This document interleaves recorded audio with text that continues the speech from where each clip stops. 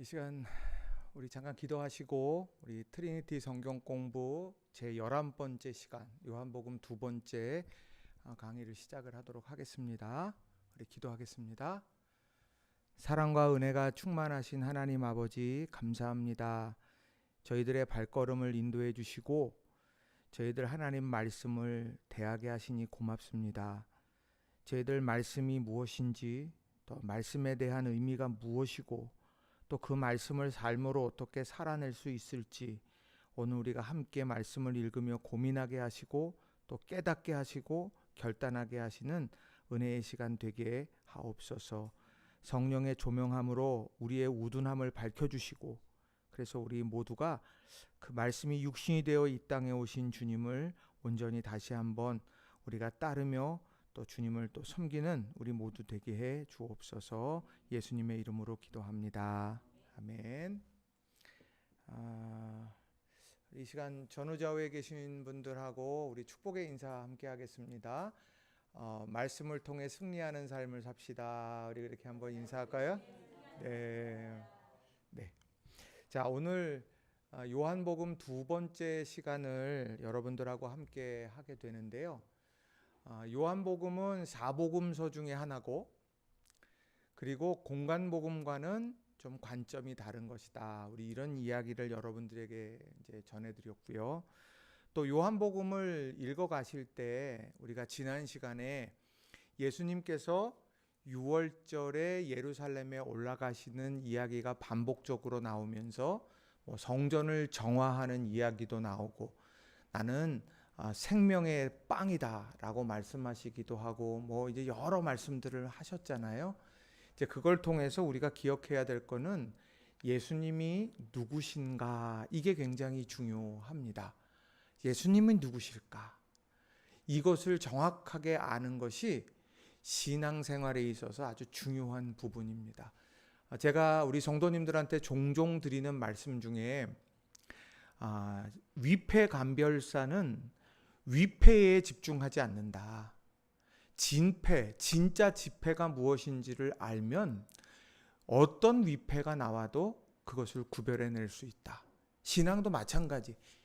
그 이단은 뭐가 문제고 그 다른 종교는 뭐가 문제고 이것이 아니라 진짜 우리가 알고 있어야 될 그런 예수님에 대해서 또 신앙에 대해서 또 믿음에 대해서 이런 것을 바로 알면 우리가 흔들리지 않는다라고 하는 거예요.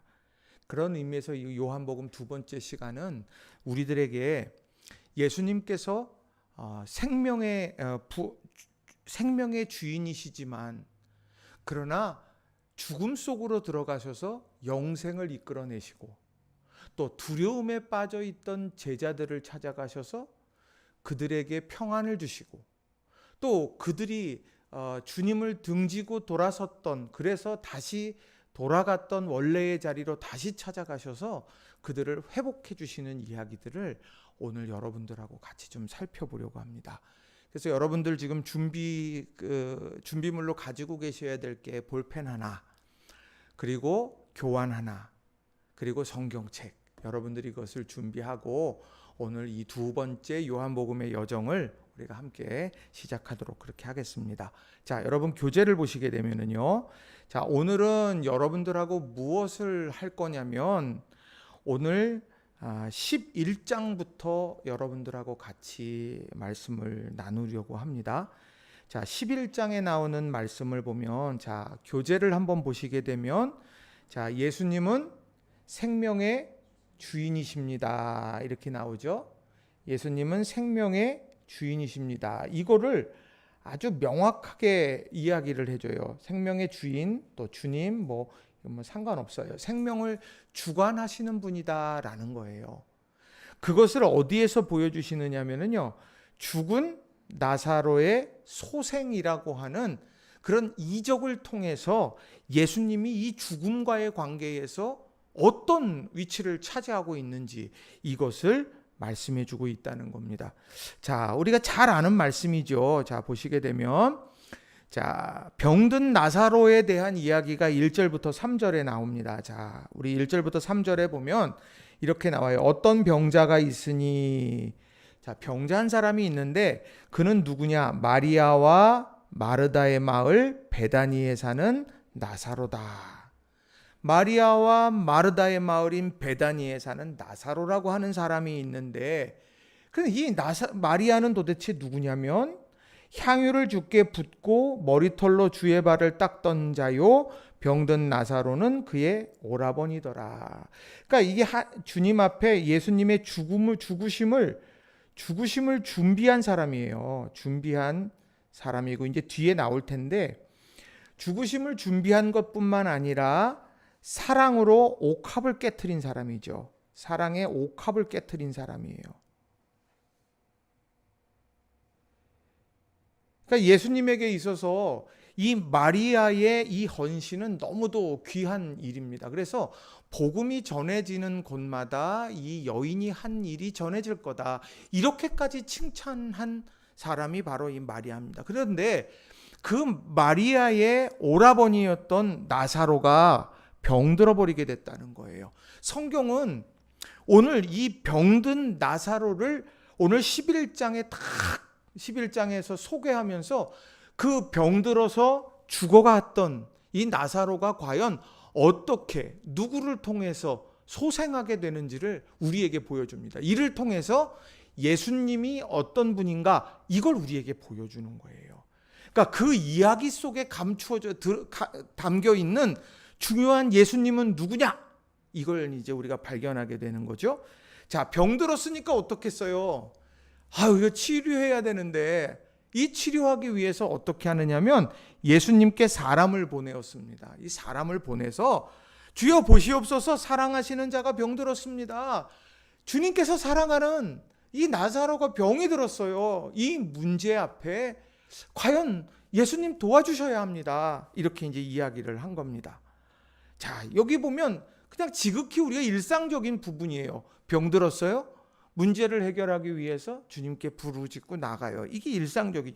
그런데 그 뒤에 보면 이제 예수님께서 그 뒤에 이 진단, 그 상황을 어떻게 진단하느냐라는 거예요.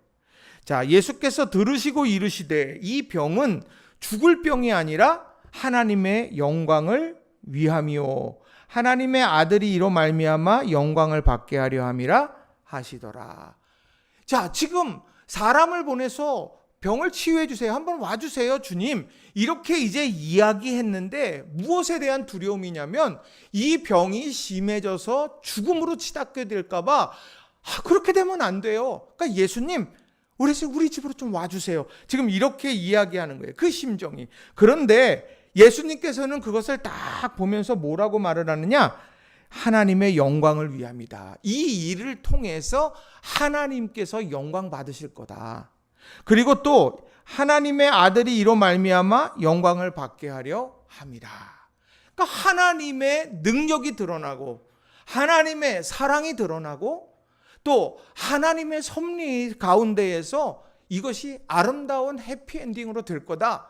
지금 이걸 여기에서 보여주는 거예요. 지금 당장은 병들어서 죽음에 대한 두려움 속에 있지만 지금 그러한 부분들을 예수님께서는 하나님 영광 받을 계기가 될 거다, 이렇게 이야기합니다. 그래서인지 뭐라고 말을 하느냐? 아주 중요한 대립되는 두 가지를 본문에 이야기해요. 자, 5절과 6절을 보시면 예수님께서 본래, 그러니까 이 일이 있기 전의 얘기죠. 본래 마르다와 그 동생과 나사로를 뭐해요? 사랑했대요.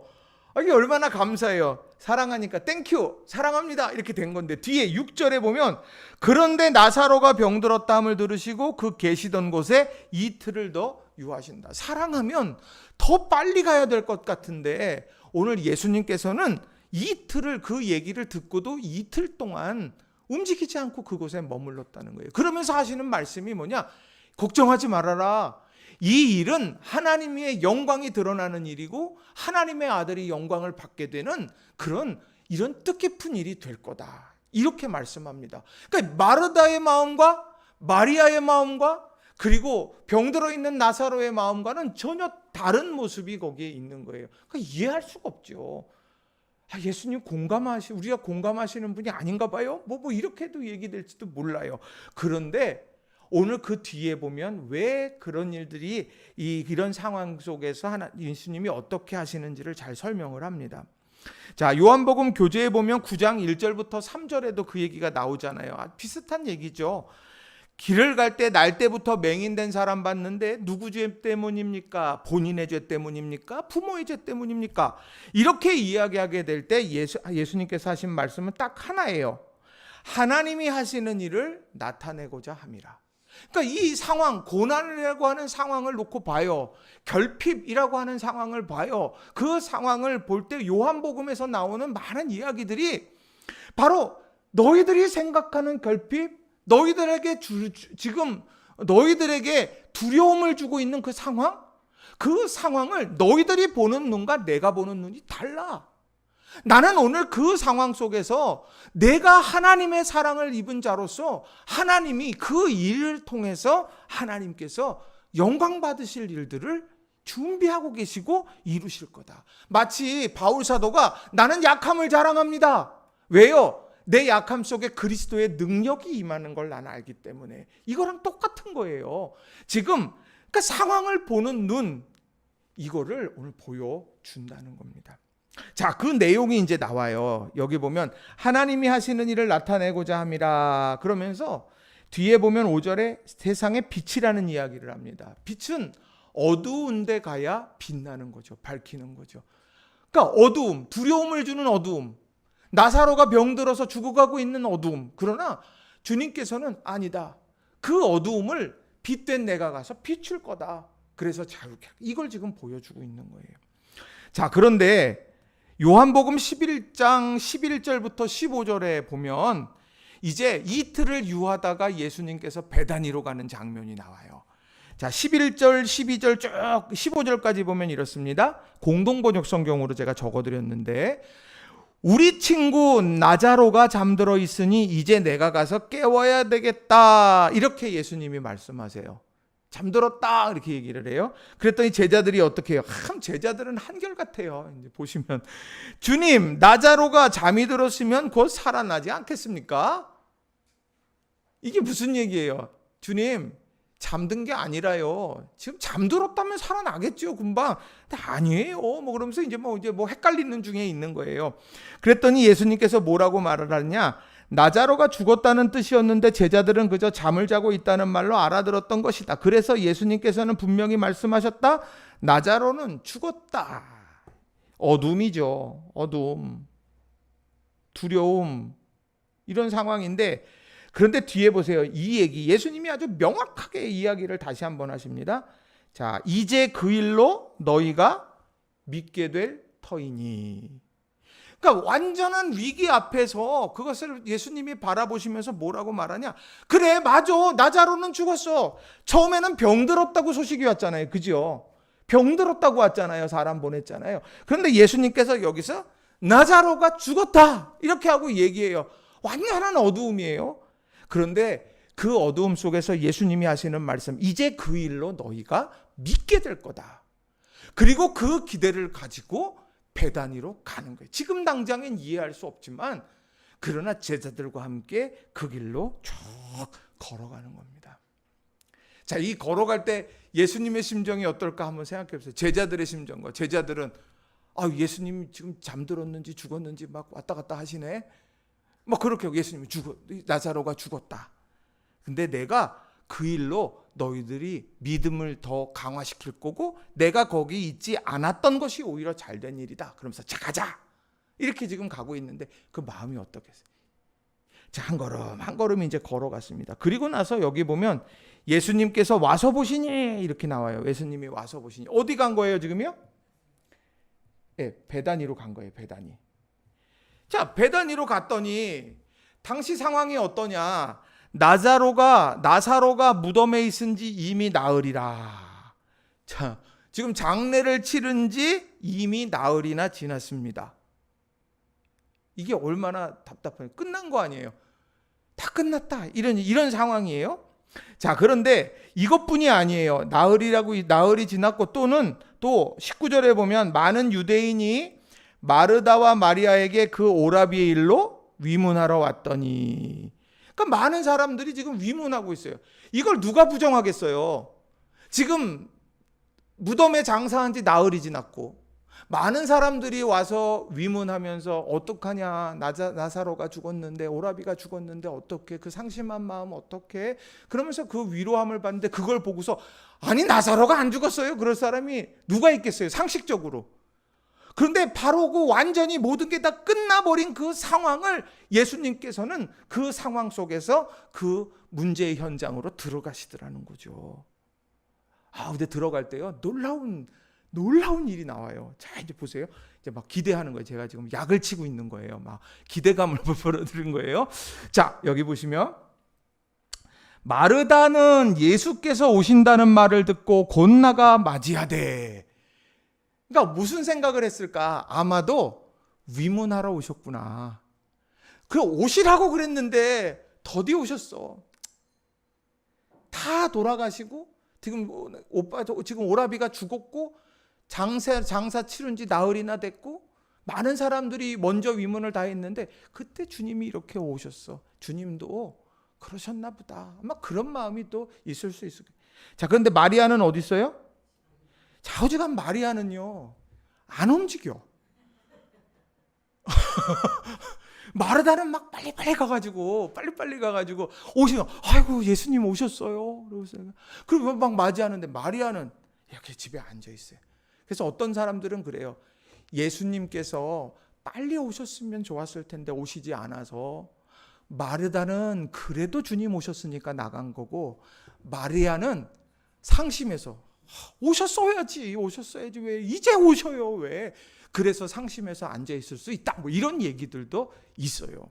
자, 그런데 어찌 됐건 마르다가 가서 딱 맞이했어요. 마르다가 역시 맞이해요, 그죠?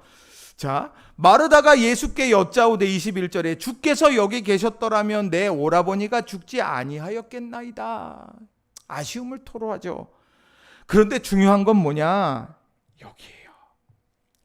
그러나 나는 이제라도 주께서 무엇이든지 하나님께 구하는 것을 하나님이 주실 줄을 알고 있습니다.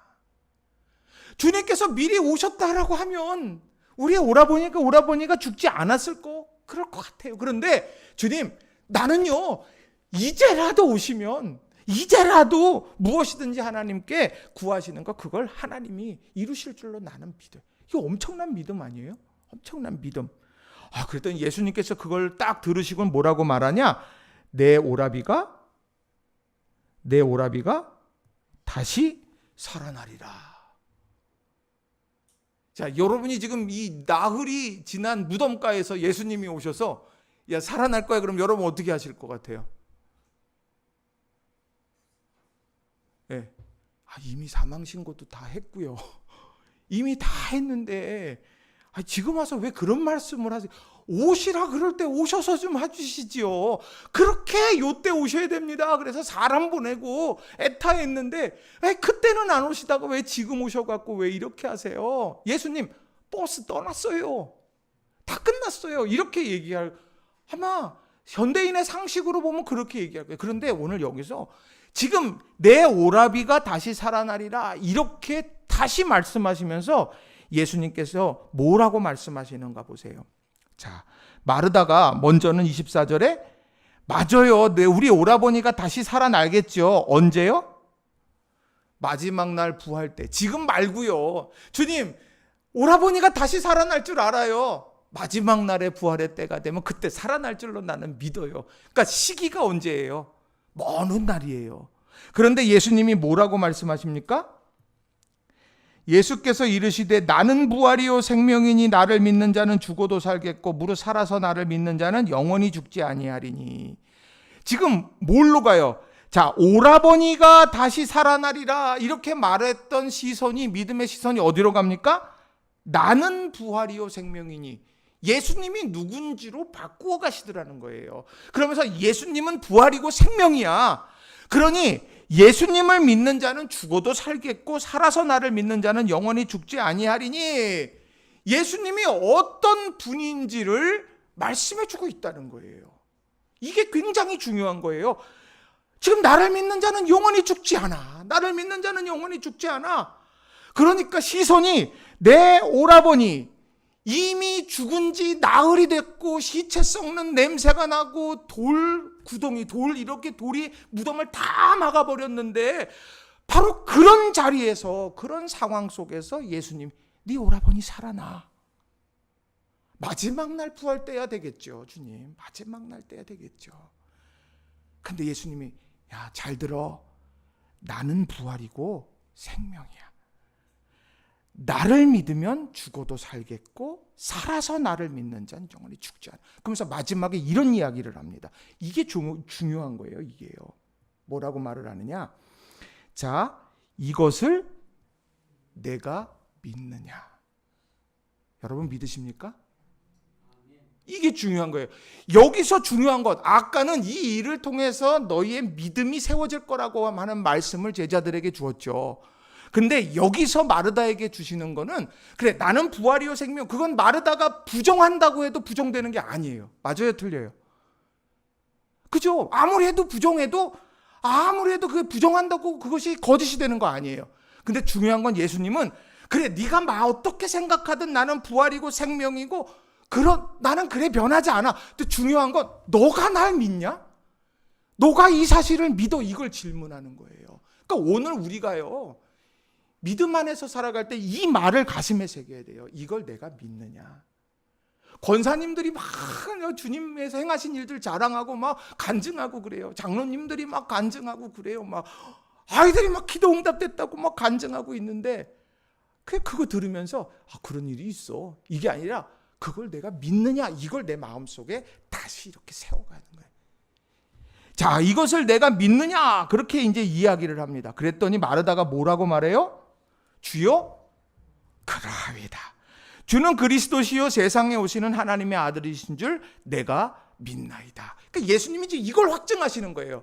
나사로의 분명한 죽음 앞에서 마르다에게 이걸 묻는 거예요. 내가 예수님이 누군지를 너는 믿어? 그 현장 앞에서, 누구도 부인할 수 없는 그 현장 앞에서 이거 살아날 줄 믿느냐? 마치 에스겔을 마른 뼈들이 가득한 골짜기에 가서 너 이거 어떻게 될 것 같아? 생기가 불어넣어질 때 살아나는 것처럼 지금 그걸 묻고 있는 거랑 똑같은 거예요. 자, 그런데 뒤에도 보세요. 예수님이 아주 정확해요. 자, 나사로는 죽었고 마르다에게는 이걸 물었어요. 그럼 한 사람 남은 게 누구예요? 마리아가 남았어요. 마리아 어디 있어요? 안 움직여요. 마리아는 안 움직여. 자, 그래서 어떻게 합니까? 이 말을 하고 돌아가서 가만히 그 자매 마리아를 불러 말하되, 선생님이 오셔서 너를 부르신다. 그래서 이제 왔는데 어디 있어요? 마리아가 이제 그 말을 듣고 급히 일어났어요. 그리고 예수님께 나아갔어요. 그런데 예수님의 위치가 어딘가 보세요. 예수님은 아직 마을로 들어오지 아니하시고 마르다가 맞이했던 곳에 그대로 계시더라. 왜 그래요? 예수님한테 물어봐야지. 왜 그럴까? 마르다에게 물었던 것처럼 확신을, 그 믿음에 대한 것을 강화된 걸 보기를 원하시는 거예요. 그 자리에서 똑같이 그 일들을 묻기를 원하시더라는 겁니다. 오늘 예수님께서 기적의 역사를 일으킬 때에는요, 우리에게 믿음을 물어보세요. 여러분, 신약성경 쭉 우리가 공관복음 지금 계속 쭉 해오잖아요. 벌써 6월 달부터 지금 우리 계속 지금 이거 공부하는 거 아니에요. 그러면서 무슨 얘기가 나와요? 내가 무엇 하여 주길 원하냐? 내가 무엇 해주기 원해? 물어봐요. 보기를 원합니다, 주님. 걷기를 원합니다, 주님. 그걸 물어요. 누가 그 역사를 이룰지를 묻고 계시는 거예요. 어떤 상황에? 절망의 상황에. 자, 여기 보시면 절망의 상황을 절망의 상황 어떻습니까? 이미 나으리라. 완전 절망이에요. 끝 된 거예요. 오라비의 일로 위문하는 사람들이 있어요. 누가 봐도 이거는 소망이 있다고 볼 수 없는 거예요. 마치 에스겔 마른 뼈들을 지금 보고 있는 거예요. 왔다 갔다 하면서 다 밟았을 때 뼈가 부서지듯 아주 그냥 수분이 말라버린 뼈처럼 절망의 상황이에요. 그런데 그런 상황 속에서 마르다가 품었던 건 뭐예요? 나는 이제라도 주님께서 구하시면 그것이 무엇이든지 될 줄로 믿습니다. 이 믿음의 이 희망, 희망의 시선, 예수님에 대한 희망의 시선. 지금이라도 오셨어요. 내가 생각한 때는 아니지만 주님께서 하실 줄로 믿습니다. 이거예요. 그리고 난 다음에 주님께서 딱 물어보시는 거예요. 그 상황 앞에서 이것을 내가 믿느냐. 그리고 그대로 계시면서 마리아를 부르시더라는 거예요. 그러니까 여러분들, 우리가 신앙생활하면서 어두움이 밀려들 때 우리가 그러잖아요. 우리 이미 딱 어느 상황 놓여지면 끝났어. 그럴 때 있죠. 해보나 마나야. 근데 그때 이 나사로를 생각해 보세요. 나흘이지 않고 믿느냐? 주님, 제가 믿습니다. 그리고 그 믿음을 통해서 그 나사로가 소생하는 놀라운 역사, 우리도 체험하게 되길 주님의 이름으로 축원합니다. 이 중요한 거예요. 자, 나사로의 무덤 앞에서, 자, 이제 무덤으로 갔어요. 마을 초입에서 그걸 확인했어요. 그리고 난 다음에요, 나사로의 무덤가로 이제 갑니다. 자, 이에 예수께서 다시 속으로 비통히 여기시며, 왜 비통해요? 사랑하는 사람이니까. 사랑 때문에 비통한 거예요. 자, 무덤에 가셨습니다. 무덤이 어때요? 굴입니다. 굴. 그래서 뭘로 막았어요? 돌로 막았습니다. 돌로 막아버렸어요. 다 돌로 막아버려요. 그건 이제 장례가 마쳤다는 거예요. 마치 석관하면, 석관으로 장례를 치르게 되면 마지막에 이제 그 선고하기 전에 이 석관을 이렇게 딱 이제 막거든요. 이제 그것처럼 똑같은 거예요. 돌로 지금 다 막은 거예요. 지금 다시 올 수도 갈 수도 없는 이제 그런 상황이다. 자, 근데 예수님께서 무슨 이제 요청하시냐? 이제는 믿음의 행동을 요청하세요. 좀 전에는 내가 믿느냐, 내 신앙에 보이지 않는 중심을 확인했다면 이제는 행동을 요구하시는 거예요. 자, 39절 같이 한번 읽어보겠습니다. 39절 시작. 예수께서 이르시되 돌을 옮겨 놓으라 하시니 그 죽은 자의 누이 마르다가 이르되 주여, 죽은 지가 나흘이 되었음에 벌써 냄새가 나나이다. 자, 돌을 옮겨 놓으라 그러면은 대답은 뭐여야 돼요? 예, 아니면 아니오겠죠. 그죠? 그런데 뭐라고 얘기합니까? 돌을 옮겨놔 얘기를 하는데, 죽은 자의 누인 마르다는요, 상황을 설명하기 시작하는 거예요. 나흘이 돼서 벌써 냄새가 납니다, 주님. 내가 그걸 믿고 있어도, 내가 믿느냐, 주여 그러하외다 얘기를 했어도 막상 행동으로 옮겨가려고 하니까 상황이 더 크게 들리는 거예요. 크게 더 보이게 돼요. 그건 누구나 그래요. 내가 주님 믿습니다. 그런데 그 상황 속에 딱 들어가면요, 두려움이 밀려드는 거예요. 두려움이. 자, 그런데 예수님께서 이 말씀을 하시죠. 예수께서 이르시되 내 말이 내가 믿으면 하나님의 영광을 보리라 하지 아니하였느냐. 그러면 지금 돌을 옮겨 놓으라고 하는 말을 먼저 하셨습니까? 내 말이 내가 믿으면 하나님의 영광을 보리라 한 이 말을 먼저 하셨어요. 어느 걸 먼저 하셨어요? 돌을 옮기라고 하기 전에 이 말을 한 거예요. 그러니까 예수님께서 지금 그 상황 속에서 주저하고 있는 마르다에게 말씀하는 거예요. 너 이 순간에 이 말씀을 떠올려. 내가 이 말하지 않았냐? 그러니까 오늘 우리가 주저할 때 붙잡는 거는요, 상황이 어떨까 가능성이 아니에요. 예수님께서 하신 말씀이 바로 내 안에서, 내 심장 가운데서 작동해야, 그래야 믿음의 행동으로 옮겨갈 수 있는 거예요. 그래서 우리가 성경 필사 올 한 해 얼마나 필사 많이 했어요. 그죠? 이제 마지막 필사, 네 번째 필사 하잖아요. 그 필사 딱 끝나고 나면 이제 성전, 우리 이제 봉헌식을 하게 될 텐데, 중요한 부분이에요. 그러니까 왜 말씀을 암송해야 될까? 왜 말씀을 마음에 새겨야 될까? 다른 게 아니에요. 상황이 더 크게 느껴질 때 그것을 딱 잡는 게 뭐냐? 그게 바로 말씀이라는 거예요. 여러분이 마음에 새기고 있는 말씀이 있다면 뭐가 있어요? 저는 이사야서 43장 자꾸 말씀드리잖아요. 너는 두려워 말라. 내가 너를 구속하였고 내가 너를 지명하여 불렀나니 너는 내 것이라. 그리고 뒤에 저 혼자 기도. 하나님의 것이니 하나님 책임져 주세요. 여러분 꼭 붙드시라는 얘기예요. 자, 그랬더니 이 말씀이 선포된 다음에 41절을 보세요. 돌을 옮겨 놓으니. 돌을 옮겨 놓으라 그랬을 때 냄새도 나고 나흘이나 됐습니다. 어떡할까요? 너 그 말씀 기억해.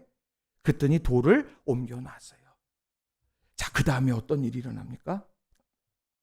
예수께서 눈을 들어 우러러보시고 이르시되 아버지여 내 말을 들으신 것을 감사하나이다. 예수님의 기도예요. 그 상황 속에서 내가 지금 해야 되는 일은 뭐냐면 돌을 옮겨 놓는 거예요. 믿음을 강화하고 돌을 옮겨 놓는 건 내가 할 일이에요. 그리고 예수님께서 지금 이 일들을 놓고 기도합니다. 은총을 구하고 능력을 구하는 기도를 하시는 거예요. 자, 그러면서 뭐라고 말을 하느냐? 예수님께서 아버지께서 나를 보내신 것을 그들로 믿게 하려 함이니, 이 일이 갖는 의미가 뭐냐, 이걸 정확하게 말씀하시는 거예요. 이게 어떤 사람을 그냥 내 능력을 보여주려고 사람을 살렸다 죽였다 살렸다 죽였다 하는 이게 아니라는 이야기예요. 이 일을 통해서 아버지께서 나를 보내신 것, 이 사실을 여기에 있는 모든 사람들이 믿게 되기를 원합니다. 이렇게 예수님께서 기도하는 거예요. 그 기도 후에 어떻습니까? 이거 영화로 내가 하고 싶어요. 영화로. 자, 큰 소리로, 작은 소리가 아니라 큰 소리로, 지금 돌 문은 열려 있고 안에 지금 저 시신이 있어요. 냄새가 나고 있어요. 그죠? 아마 머릿속에 생각이 날 거예요. 지금 나흘 전에 그걸 다 세마포로 독여 매고 장례를 치르고 아이고 울면서 염하고 막 했던 그런 생각이 다 날 거 아니에요. 근데 거기서 뭐라고 하느냐? 큰 소리로 나사로야 나오라 이렇게 불렀더니 44절 제가 좋아하는 말씀이에요. 같이 한번 읽어봅시다. 시작. 죽은 자가 수족을 배로 동인 채로 나오는데 그 얼굴은 수건에 쌓였더라. 예수께서 이르시되 풀어놓아 다니게 하라. 아멘. 여기 얼마나 감동이에요. 냄새 나는데 다 끝난 것 같은데, 근데 큰 소리로 주님께서 기도하시고 나오라 그랬더니 나사로가 나와요. 이렇게 나오는 거예요. 내가 며칠 전에 이렇게 동여맸던 그대로, 그 매듭 그대로 그렇게 하고 나와요. 얼굴은 수건으로 쌓였어요. 근데 여러분 그런 생각 안 해보셨어요? 기왕에 나올 때 이것도 좀 풀르고 나오지. 그죠? 그럼 더 감동적일 것 같잖아요. 그런데 뭘 하시느냐? 예수님께서 진짜 하고 싶은 건 전 이거였다고 생각해요. 예수께서 이르시되 풀어놓아 다니게 하라. 자, 그러니까 이거를 풀었겠죠. 탁 자르고 매도 풀고 풀어요. 그러면서 나사로가 나왔으니까 말도 할 거 아니에요. 답답해, 빨리 풀어. 뭐 이렇게 하면서 이렇게 풀었을 거 아니에요. 그 촉감, 그 이렇게 하면서 느꼈던 체온, 이게 평생 갈 거 아니에요? 주님께서 냄새나던 돌아간 우리 오라버니를 이렇게 소생시켜 주셨다. 마치 빈들의 기적에서 예수님께서 많은 오병이어를 가지고 막 나눠준 다음에 나머지 남는 거 그냥 뭐 다 비둘기밥 주라 그랬나요? 다 걷었잖아요. 그래서 몇 광주리가 남았는가를 했잖아요. 그 제자들은 그것을 하나하나 거두는 가운데 감동하는 거고 깨닫는 거예요.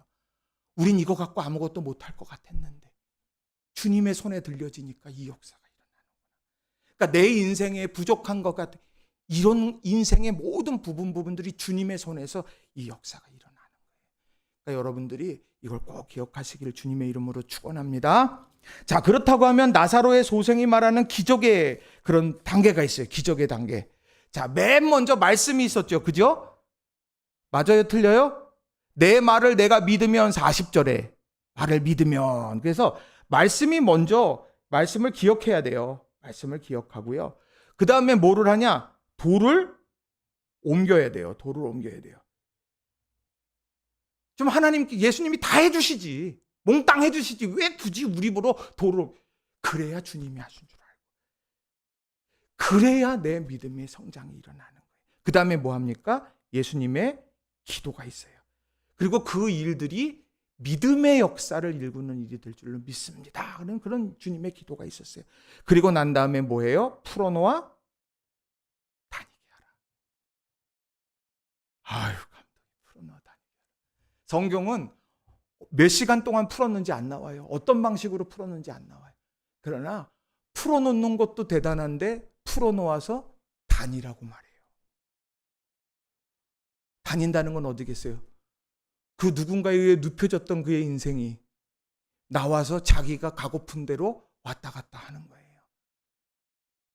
주님께서 생명의 주인이시기 때문에 죽음을 이기신 것을 두 눈으로 목도하게 되는 거죠. 자, 예수님이 하신 일, 그러니까 이런 놀라운 일을 하고 나니까 어떤 일이 벌어지나 한번 보세요. 마리아에게 와서 예수께서 하신 일을 본 많은 유대인이 그를 믿었어요. 할렐루야. 믿었어. 자, 그런데 우리 맨날 나오는 사람 있잖아요, 여기요. 바리새인들에게 가서 예수님께 하신 일을 뚝 가서 알렸어요. 뚝 가서 알렸어요. 그랬더니 그러면 어머 그랬어? 나도 믿어야 되겠다. 이러면 좋은데 어떻게 됩니까? 이에 대제사장과 바리새인들이 공회를 모으고 이르되 이 사람이 많은 표적을 해가니 우리가 어떻게 하면 되겠냐. 우리 같으면 그러겠죠. 믿으라고 하는 거야. 그럴 텐데 이 사람들이 회의를 합니다. 근데 뭐라고 이야기하느냐. 자, 48절 보면 만일 그를 이대로 두면 모든 사람이 그를 믿을 것이요. 우리는 좋은 거예요. 예수님 그러려고 오신 거니까. 그런데 무슨 생각을 하냐. 모든 사람이 그를 믿으면 로마인들이 와서 우리 땅과 민족, 다른 번역 성경에 보면 성전을 짓밟는다는 표현을 써요. 예수님을 다 믿게 되면 예수님이 왕이 되는 거야. 그러면 로마에서 쳐들어와서 우리를 다 초토화시켜 버릴 거야. 그러니 우리가 할 수 있는 선택이라는 거는 뭐냐? 대제사장인 가야바가 그들에게 뭐라고 말하나 보세요. 한 사람이 백성을 위하여 죽어서 온 민족이 망하지 않게 되는 것이 너희에게 유익한 줄을 생각지 아니하는도다. 여러분 착각하지 마요. 지금 이 예수님이 죽어주면 로마가 우리를 흔들어 놓는 걸 미연에 막을 수가 있는 거예요. 여러분 왜 그거를 잊어버립니까? 근데 제일 충격은 뭐냐? 그걸 누가 얘기했어요? 대제사장 가야바가 그 이야기를 했어요. 제사장은 뭐 하는 사람입니까? 종교 지도자예요. 이 말은 폰티텍스라는 말을 쓰는데 뭐냐면 다리 놓는 사람들이라는 뜻이에요. 그래서 성소 안에서 하나님과 하나님의 백성의 다리를 놓는 사람이 제사장. 성소 밖에서 하나님과 사람들의 다리를 놓는 사람이 예언자, 선지자인 거예요. 그러니 하나님을 연결해 줘야 될 사람이 하나님의 뜻은 모른 채 바로 예수님을 죽여야 한다. 이렇게 지금 공언하고 있는 거죠. 반응이 달라요. 한쪽에서는 믿고 한쪽에서는 죽여야 한다는 거예요. 지금 이게 점점 죽음의 그림자가 드리워지는 거예요. 죽음을 이기신 생명의 주인이신 주님인데 그 주님의 주변으로 지금 죽음의 기운이 슬슬 올라오기 시작하는 것이죠. 자, 여기는 뭐 여기 지금 말씀드린 것처럼 예수님의 하신 일에 대한 반응이 뭡니까? 한 사람은 믿음에 바로 된 사람은 믿었고요. 또 다른 사람은 부정하게 됐죠. 자, 이건 45절에 나오고 이건 53절에 나오고. 그래서 이날부터 그들이 예수를 죽이려고 모의하느라. 안타까운 거예요. 안타까운 거. 자, 그렇다고 하면 자, 흔들리는 상황 속에서 우리가 기억해야 될 건 뭐냐? 우리도 나흘이 이미 지났고 사람들이 위문하고 누가 봐도 다 끝난 게임 같은데 아무것도 할 수 없는 것 같은데 그때 우리가 떠올려야 될 말씀이 있다면 그게 뭐겠어요? 우리 조승현 권사님은 어떤 거 떠올리세요? 네, 이런 상황이 되면 어떤 말씀을 떠올리세요?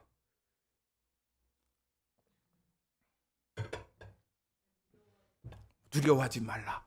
말씀 또 우리 유재용 집사님.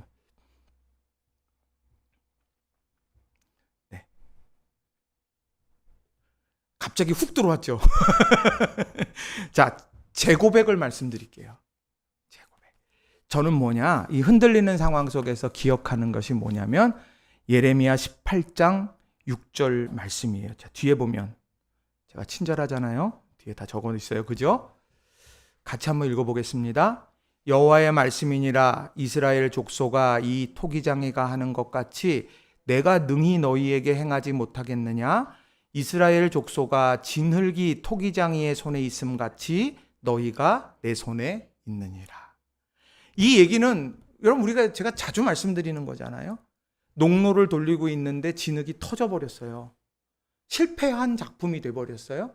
그런데 토기장이가 그 진흙으로 다시 자기의 좋을 대로 보기에 좋을 대로 만들어가요. 그러면서 이 하나님께서 하시는 말씀, 예레미야에게 하시는 말씀은 다른 게 아니에요. 너가 볼 때 터져버린 진흙 같지? 그러니까 다 끝난 것 같지? 실패한 것 같지? 아니야. 네가 봐야 될 건 여전히 토기장이의 손에 진흙이 있다는 거다. 너 그걸 봐야 돼. 그래서 눈물의 예언자 예레미야에게 하나님이 힘을 주시는 거예요. 뭘 봐야 될지를 알려주시는 거예요. 마찬가지로 우리도 그래요. 여러분 지금까지 오면서 실패한 적 한 번도 없습니까? 네? 있겠죠. 누구나 다 있어요. 근데 그때마다 우리들이 뭘 봐요? 내가 하나님의 손에 있으면 다시 일어서는 거예요. 그러니까 여러분 그걸 꼭 기억하시기 바라요. 또 하나 제 마음에 두고 있는 말씀이 이거예요. 사무엘상 17장 50절. 다윗이 골리앗과 싸워서 이겼던 때의 고백이에요. 자, 거기 같이 한번 읽어봅니다. 시작.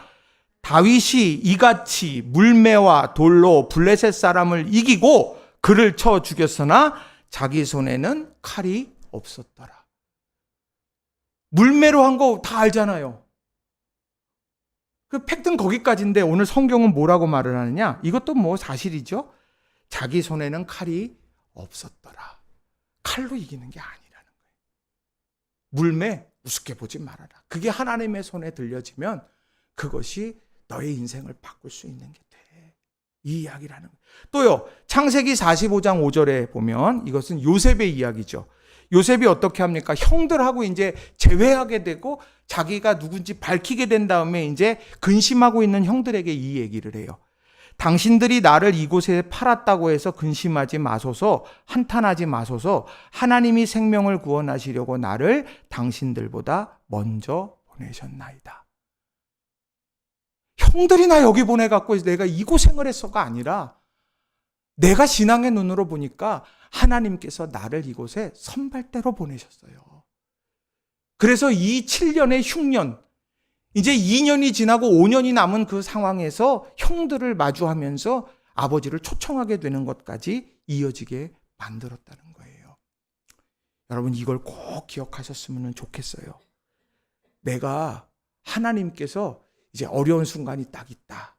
어려운 순간이 없기를 저는 기도해요. 여러분의 삶에 기도해요. 어려움을 피하게 하시든 어려움을 이길 능력을 주시든 제 기도는 항상 그 기도인데, 근데 어려운 순간 딱 됐을 때 하나님께서 무슨 큰 일을 하시려고 저를 선발대로 보내십니까? 또 한편으로 하나님, 나를 통해서 하나님 믿음의 역사를 어떻게 증언하게 하시려고 이런 상황에 나를 놓아두셨습니까? 그러면서 붙잡고 기도하는 거예요. 그래서 우리 성도님들 이걸 꼭 기억하시고, 내가 누구 손에 잡혔나 이걸 여러분 꼭 기억하시면 좋겠어요. 옆 사람하고 인사합시다. 하나님이 당신을 꼭 붙들고 있습니다. 우리 한번 인사합시다. 이게 중요한 거예요. 이게 중요한 거예요. 내 손 이렇게 잡아봐요. 뭐 금방 힘 빨리지. 연애 때 막 사람들 손잡고 막 다니다가 결혼하면 어때요, 장로님? 그렇죠? 얘기하지 마세요. 자, 두 번째. 자, 이제 그 다음 얘기가 나와요. 누구 손에 있는지를 주목하는 게 첫 번째라면 누구 손에 있는지 주목하는 거. 이게 첫 번째라면 두 번째는요. 내 손에 든 것이 무엇인지 알아야 돼요. 자, 빈들의 기적은 뭐 때문에 일어났어요? 오병이어. 성경을 자세히 보세요. 원대로 주셨대요. 원대로. 그러니까 내가 나 이거 모자라요. 더 주세요, 주님. 그러면 그거 더 준 거예요. 더. 제자들이 더 다 나눠준 거예요. 그러니까 제자들 불안하겠죠. 저기까지 다 가야 되는데 여기서 이 사람 다 가져가니까. 근데 원대로 줬는데도 남았어요. 성경에 가만히 읽어보세요. 자, 그리고요. 또 모세가 출애굽을 하게 될 때 마지막에 짚고 갔던 게 뭐예요? 하나님의 지팡이. 이 하나님의 지팡이를 가지고서 뭐를 했느냐? 그가 가서 하나님의 역사를 이루었어요. 남들이 볼 때 아무것도 아니에요. 그런데 내 손에 든 그것이 거기에 하나님의 능력이 부어지는 거예요. 다윗에게는요, 물맷돌이 그런 거예요. 오늘 우리 삶에 내가 가진 것 다른 데서 많이 찾아요. 이것도 없고 저것도 없고 저것도 없어. 그런데 아니요. 우리 기도 제목은요, 주님, 우리 가정에 있는 이것을 통해서, 내 마음속에 있는 이걸 통해서 하나님께서 놀랍게 부어주실 줄로 믿습니다. 이런 믿음을 우리는 가져야 되는, 이런 사람들만이 감사할 수 있는 거예요. 이런 사람들만이. 네. 여러분 부자세요? 여러분 우리 건강하고 또 여러분들의 지혜 있고 지식 있고 우리가 이런 걸 가지고 감사하면서 그것이 하나님의 손에 들려지기를 기도하는 사람. 이게 진짜 중요한 거예요. 그 사르밧 과부에 뭐라고 얘기합니까? 네 집에 뭐 있어? 기름 한 통 있습니다. 그 기름 한 통 갖다 둘러 부니까 계속되죠. 그러니까 내게 있는 거를 소중하게 여기세요. 집에 있는 배우자를요 소중하게 여기세요. 그분 통해 어떤 역사를 이루실지 몰라요. 맞아요, 틀려요? 큰일이네. 자, 그렇게 지났어요. 그 다음에 자, 예수님의 죽으심을 이제 준비하게 되는 거예요. 이제 이런 역사. 여기 첫 번째 나사로의 집에서 나오는 가장 중요한 핵심은 뭐냐면은요. 주님께서 생명의 주인이시다. 예수님께서 죽음을 이기시는 분이다. 그러니까 죽음에 넘어지는 인간과 같은 사람들이 아니라는 걸 알려주는 거예요.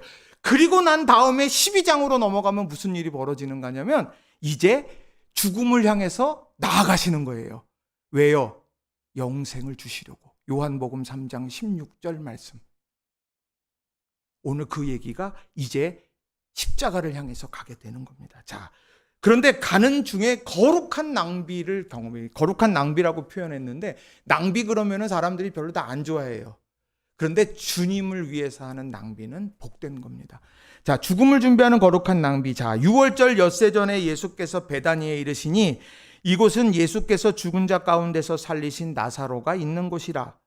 거기서 예수를 위하여 잔치할세. 왜 잔치했어요? 생명의 은인이니까, 사랑하는 주님이니까 과거에 이루셨던 일들을 기억하면서 잔치를 베풀었어요. 야, 마르단 또 뭐 해요? 참 바빠요, 마르다는. 그냥 계속 바빠.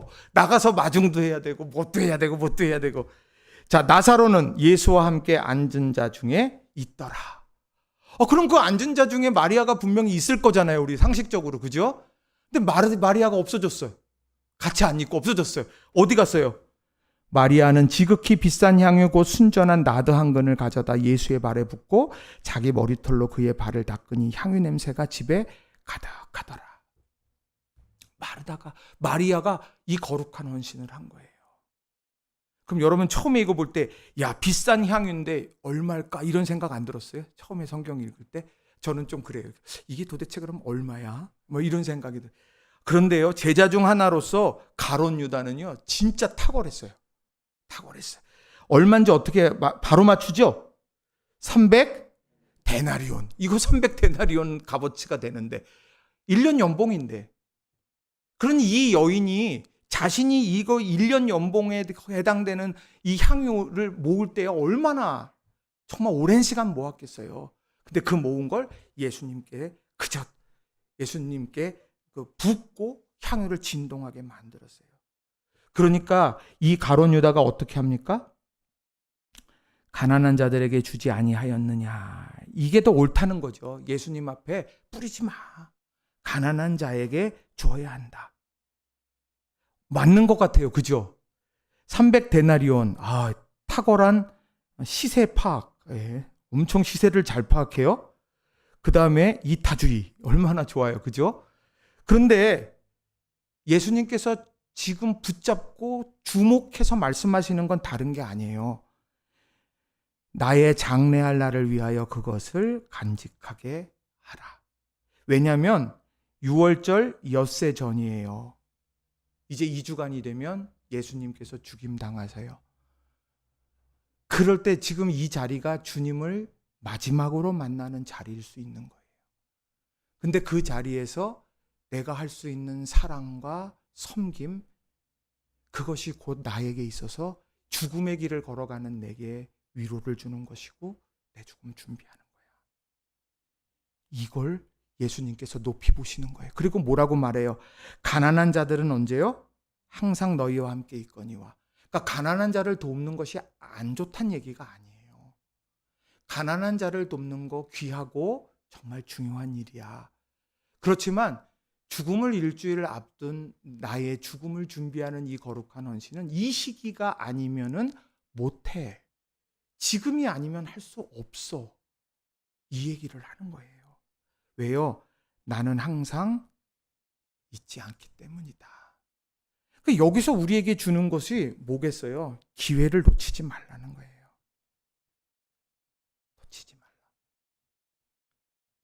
기회를 놓치지 말라. 그때 정말 그때밖에 못하는 때가 있어요. 그때밖에 못하는 때가 있어요. 그러면 그때를 놓치지 마세요.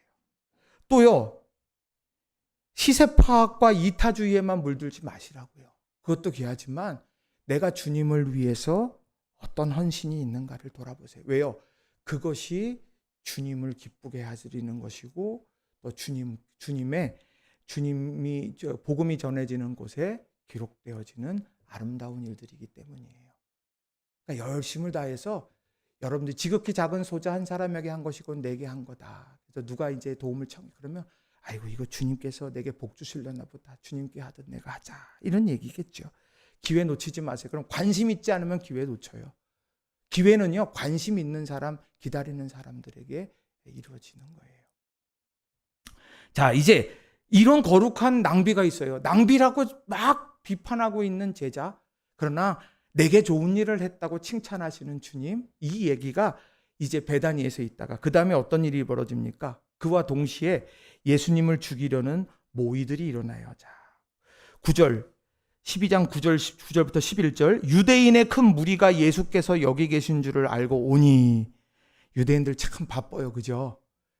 우리가 저기 사도행전 전도 여행 3차까지 쭉 살펴볼 때 어때요? 막 이를 악물고 쫓아다니잖아요. 막 돌 들고 쫓아다니잖아요. 똑같은 거예요. 예수께서 여기 있는 줄 알고 와요. 자, 근데 여기에서 뭐라고 얘기하느냐? 이는 예수만 보기 위함이 아니요 죽은 자 가운데서 살리신 나사로도 보려 함이라. 예수님과 나사로를 보려고 하는 이 열정은 아름다운 열정이에요. 그죠? 근데요, 10절 보세요. 대제사장들이 나사로까지 죽이려고 모의하니 나사로 때문에 많은 유대인이 가서 예수를 믿음이러라. 지금 보통의 사람들은 믿음 때문에 예수님 찾아가고 사람들을 믿음으로 이끌어가야 되는, 신앙으로 이끌어가야 하는 대제사장들은 모여서 믿음을 주는, 믿음을 강화시킬 수 있는 하나님이 하신 일을 드러내고 있는 나사로까지 죽여버리자. 지금 그렇게 모의하고 같은 하늘 아래 이 두 가지가 같이 펼쳐지고 있는 거예요. 6월절의 즈음에서. 그러니까 얼마나 어두워요. 점점 이게 이제 짙게 내려지는 거예요. 자, 이제 12장 12절부터 19절로 쭉 갑니다. 예루살렘으로 입성했어요. 시간이 이제 없으니까 요거는 그냥 예수님이 예루살렘에 입성했어요. 자, 뭐 들고 막 소리쳤어요? 종려나무 가지를 들고 막 흔들고서 막 나귀 타고 호산나 다윗의 자손이요. 뭐 이제 그렇게 하고 이제 오신 거잖아요. 그렇게 이제 들어오셨는데, 자, 그 다음에 어떤 일이 일어나느냐 이제 보세요. 예수님의 죽음 속에 담긴 의미를 이제 말씀해 주시는 때가 나와요. 자, 명절에 예배하러 온 사람 중에, 이 명절이 언제예요? 6월절이죠. 맞아요? 자, 6월절에 예배하러 올라왔어요. 제가 지난주에 그런 말씀 드렸잖아요. 몇 명이나 모였을까? 베데스다 연못에 그 한 사람을 주목해서 물어보실 때 과연 몇 명이나 6월절에 사람들이 모였을까? 15만에서 20만 이상이 모였을 거라는 거예요. 학자들이 그런 이야기를 한단 말이에요. 자, 근데 그렇게 많은 사람들이 왔는데 그 중에서 베데스다 연못에 있던 그 번번이 실패하고 넣어줄 수 없어서 지금 절망하고 있는 사람에 주목하고 그에게 말을 걸으셨던 주님. 그런데 오늘 여기도 보시면 예배하러 올라온 사람 중에 헬라인 몇이 있어요. 지금 멀리서 왔겠죠? 그들이 베세다 사람 빌립에게 가서 청하여 이르되 선생이 우리가 예수님을 좀 배웠으면 좋겠습니다. 빌립이 안드레에게 가서 말하고 안드레와 빌립이 예수님께 가서 여쭙습니다. 우리가 예수님을 좀 보고 싶어요. 뵙고 싶어요. 근데 예수님께서 다른 때랑 좀 다른 반응을 보이세요. 인자가 영광을 얻을 때가 왔도다. 근데 그 영광을 얻을 때가 언제입니까? 한 알의 밀이 땅에 떨어져 죽지 아니하면 한 알이 그대로 있고 죽으면 많은 열매를 맺는다. 영광을 얻으실 때가 언제예요? 죽을 때. 이게 바로 영광을 얻을 때래요. 영광을 얻을 때. 이게 세상에서 이해가 돼요? 이해 안 되죠. 죽는 게 왜? 살아야지 영광스러운 거지. 근데 여기에서 죽을 때, 그때가 영광받을 때다. 자기 생명을 사랑하는 자는 잃어버릴 것이요 이 세상에서 자기의 생명을 미워하는 자는 영생하도록 보전하리라. 사람이 나를 섬기려면 26절이 중요한 거예요. 사람이 나를 섬기려면 나를 따르라. 나 있는 곳에 나를 섬기는 자도 거기 있으리니 사람이 나를 섬기면 내 아버지께서 그를 귀히 여기시리라. 하나님이 여러분을 귀히 여기시기를 주님의 이름으로 축원합니다. 근데 그 귀히 여김을 받는 사람이 어디에 있어요? 어느 자리에 있나 보세요. 나 있는 곳에 나를 섬기는 자도 거기 있으리니. 나 있는 곳에 나를 섬기는 자가 같이 있고 그렇게 섬기는 사람을 하나님이 귀하게 여기신대요. 자, 그런데 주님께서 영광을 얻으실 때가 어느 때라고요? 죽을 때. 그러니까 죽는 자리에 가는 거예요. 죽는 자리에 갔는데 하나님이 그걸 귀하게 여기신다는 거예요. 이게 어떤 코끝에 호흡을 끊어지는 죽음이 아니에요. 내 자아가 주님을 위해서 내려놓는 때. 내가 나를 부인하고 주님께서 원하시는 그 사명의 길로 걸어가는 때. 이때를 이야기하는 거예요. 그래서 골로새서에서 이런 말씀을 해요. 같이 한번 읽어봅시다. 골로새서 1장 24절 시작. 나는 이제 너희를 위하여 받는 괴로움을 기뻐하고 그리스도의 남은 고난을 그의 몸된 교회를 위하여 내 육체에 채우노라. 어디에 채워요? 내 육체에. 뭐를요? 야, 이제 한번 보세요. 괴로움을 어떻게 해요? 괴로움을 기뻐해요. 그리스도의 남은 고난을 그의 몸된 교회 위에 내 육체에 채워요. 자신 있으세요? 근데 이걸 귀하게 여기신다는 거예요. 제가 그 얘기하죠. 저희 어머님 맨날 얘기하잖아요. 저희 어머님 귀 간지러울 거예요. 그 아들이 목사니까 교회에서 청소하면 화장실은 내가 담당한다고 맨날 청소하면 아주 멋지게 차려입은 권사님이 와서 뭐 한다 그래요? 몇 번 얘기하잖아요. 권사님, 아이고 권사님 정말 하나님이 기뻐하시고 복 받으실 거예요. 저희 어머님 또 이제 또 아들이 목사니까 또 어떻게 하겠어요? 아, 권사님 감사해요. 그러면서 이렇게 해줘. 그래놓고 저만큼 권사님 가면 속으로 뭐라 그래요? 알면 지가 하지. 알면 지가 하지. 똑같은 거예요. 내 육체에 채우지 않고 내 입술에 채우라 그러면 얼마나 좋아요. 내 마음에 채우라 그러면 얼마나 편해. 아, 나 그 자리에는 없었어도 나 마음은 있어. 주님이 아셔. 얼마나 편해. 아니요. 내 육체에 채우는 거예요. 또요. 갈라디아서 4장 19절 같이 읽어봅니다. 시작. 나의 자녀들아 너희 속에 그리스도의 형상을 이루기까지 다시 너희를 위하여 해산하는 수고를 하노니. 바울 사도가 뭐라고 말해? 다시 해산하는 수고를 한대요. 여러분 애기 딱 낳고 난 다음에 여러분 바로 둘째 낳까? 이러면은 부인들이 어때요? 바라던 대답이라 그래요? 그렇죠. 이렇게 하고 싶어 하죠. 똑같은 거예요. 근데 그 해산하는 수고를 다시 하더라도 나는 그 수고 마다하지 않겠다. 나의 자녀들이 예수님을 닮아가도록 성장해 간다면. 해산하는 수고, 아유, 나 그냥 기도만 할게. 나 그냥 바라기만 할게. 그러지 않아요. 해산하는 수고를 한다는 거예요. 힘을 줘야 나오는 거지. 그러니 오늘 우리가 이 신앙생활하면서 이 예수님께서 십자가의 길에 오르실 때 이 얘기를 했다는 걸 주목하셔야 돼요. 이제 일주일이 지나면 예수님은 십자가에 달려 죽으시고 부활하시고 승천하세요. 제자들에게는 이제 성령께서 오실 텐데 무슨 얘기를 하느냐?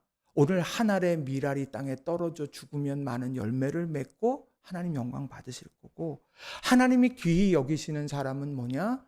우리가 주님과 함께 그 자리에 머물고 주님과 함께 죽고 거기서 열매 맺는 이 삶이 진짜 귀한 거야. 지금 이 얘기를 하고 있다는 거예요.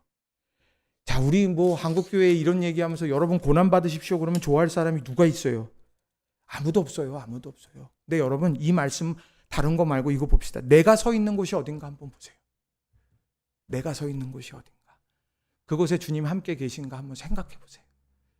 그러니까 주님이 계신 곳, 그거 천지에 충만하시죠. 근데 내가 지금 있는 그곳에 주님이 계실까? 또 하나, 내가 그 섬기면은 귀하게 여기신다는데 나는 지금 주님을 어떻게 섬기고 있나? 해산하는 수고를 감당하고 있나? 다시 감당하고 있나? 내 육체에 채우고 있는가? 여러분 이게 굉장히 중요한 거예요. 저는 이거 보면서 우리 교회 중식 준비 열심히 하시는 분들 또 청소하시는, 또 우리 교회 재단을 예쁘게 청소하시는 분들, 교사 선생님들, 성가대 하시는 분들, 이런 분들 다 생각이 났어요. 여러분 이걸 기억하셔야 돼요. 그 자리에 함께 할 때 그가 하나님께서 귀하게 여기신다. 오늘 이 자리에 나오신 분들도 그런 은혜가 있는 줄로 믿습니다. 그 뒤에 이제 그 얘기가 쭉 또 나오는 거예요. 12장 27절부터 37절에 보면 이런 말씀이 있어요. 자, 지금 점점 죽음이 다가와요. 예수님이 뭐라고 말씀하시나 보세요. 지금 내 마음이 어때요? 예수님이 지금 십자가 길을 룰루랄라 하고 가시지 않았다는 이야기를 하고 있는 거예요. 심정이 이래요. 무슨 말을 할까? 아버지, 이 시간을 벗어나게 해주십시오 하고 말할까? 아니다. 나는 바로 이 일 때문에 이때 왔다. 내 감정의 소용돌이를 잠재우는 거는 뭐였냐면 이 일 때문에 이때에 온 거야. 하나님의 때 사명. 이걸 얘기하는 거야. 아까 마르다는 어땠어요?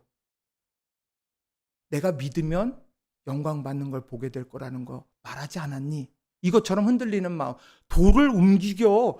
그럴 때 못하게 했던, 주저하게 했던 상황을 말씀으로 극복했다면 예수님은 뭐라고 얘기했냐? 이 시간이 너무 두려워. 근데 이 일 때문에 내가 온 거지. 그래서 아버지의 이름을 영광스럽게 드러내십시오. 그때에 하늘에서 소리가 들려왔다. 내가 이미 영광되게 하였고 앞으로도 영광되게 하겠다. 거기에 서서 듣고 있던 무리 가운데 더러는 천둥이 울렸다고 하고 또 더러는 천사가 그에게 말하였다고 하였다. 예수께서 대답하셨다. 이 소리가 난 것은 나를 위해서가 아니라 너희를 위해서다. 지금은 이 세상이 심판을 받을 때다. 이제는 이 세상의 통치자가 쫓겨날 것이다. 내가 땅에서 들려 올라갈 때에 나는 모든 사람을 내게로 이끌어 올 것이다. 이게 내게 주어진 때에 하시고자 하는 예수님의 사역이에요. 내가 들려서 올라갈 때 모든 사람이 내게로 이끌어 올 거다. 이것은 예수께서 자기가 당하실 죽음이 어떠한 것인지 암시하려는 말씀입니다. 나중에 뒤에 말씀드리겠지만 이것을 깨닫게 하시는 분이 누구냐? 성령님이 깨닫게 하신다는 거예요. 예수님께서 하신 말씀을 깨닫게 하시는 거. 자, 그 내용들이 여기 쭉 나와요. 그래서 36절에도 보면 빛이 있는 동안에 너희는 그 빛을 믿어서 빛의 자녀가 되라. 이 말씀을 하신 후에 예수께서는 그들을 떠나 몸을 숨기셨다. 빛을 믿어서. 그게 누굽니까? 요한복음 1장에 나오는 바로 예수님의 모습. 말씀이 육신이 되어 오신 예수님의 모습을 이야기하는 거예요. 자, 그래서 예수님의 죽음의 의미에 대한 얘기가 32절, 33절에 나와요. 죽음의 의미. 여기 보면 모든 사람을 내게로 이끌어 오려고 들려 올려가시는 거예요. 그게 요한복음 3장 16절에도 똑같이 하죠. 하나님이 보내신 목적. 그리고 예수님의 죽음에 대해서 어떤 반응을 보여야 되느냐. 예수님이 오실 때 그 빛을 믿어서 빛의 자녀가 돼야 한다는 거예요. 숨어 다니면 안 돼요. 우리가 예수님을 찾고 어떤 분인 줄 알아야 내 믿음이 강화되는 거니까. 자, 빛으로 오신 예수님이 어둠의 현장으로 이제 또 점점 갑니다. 자, 예수께서 큰 소리로 말씀하셨다. 나를 믿는 사람은 나를 믿는 것이 아니라 나를 보내신 분을 믿는 것이요.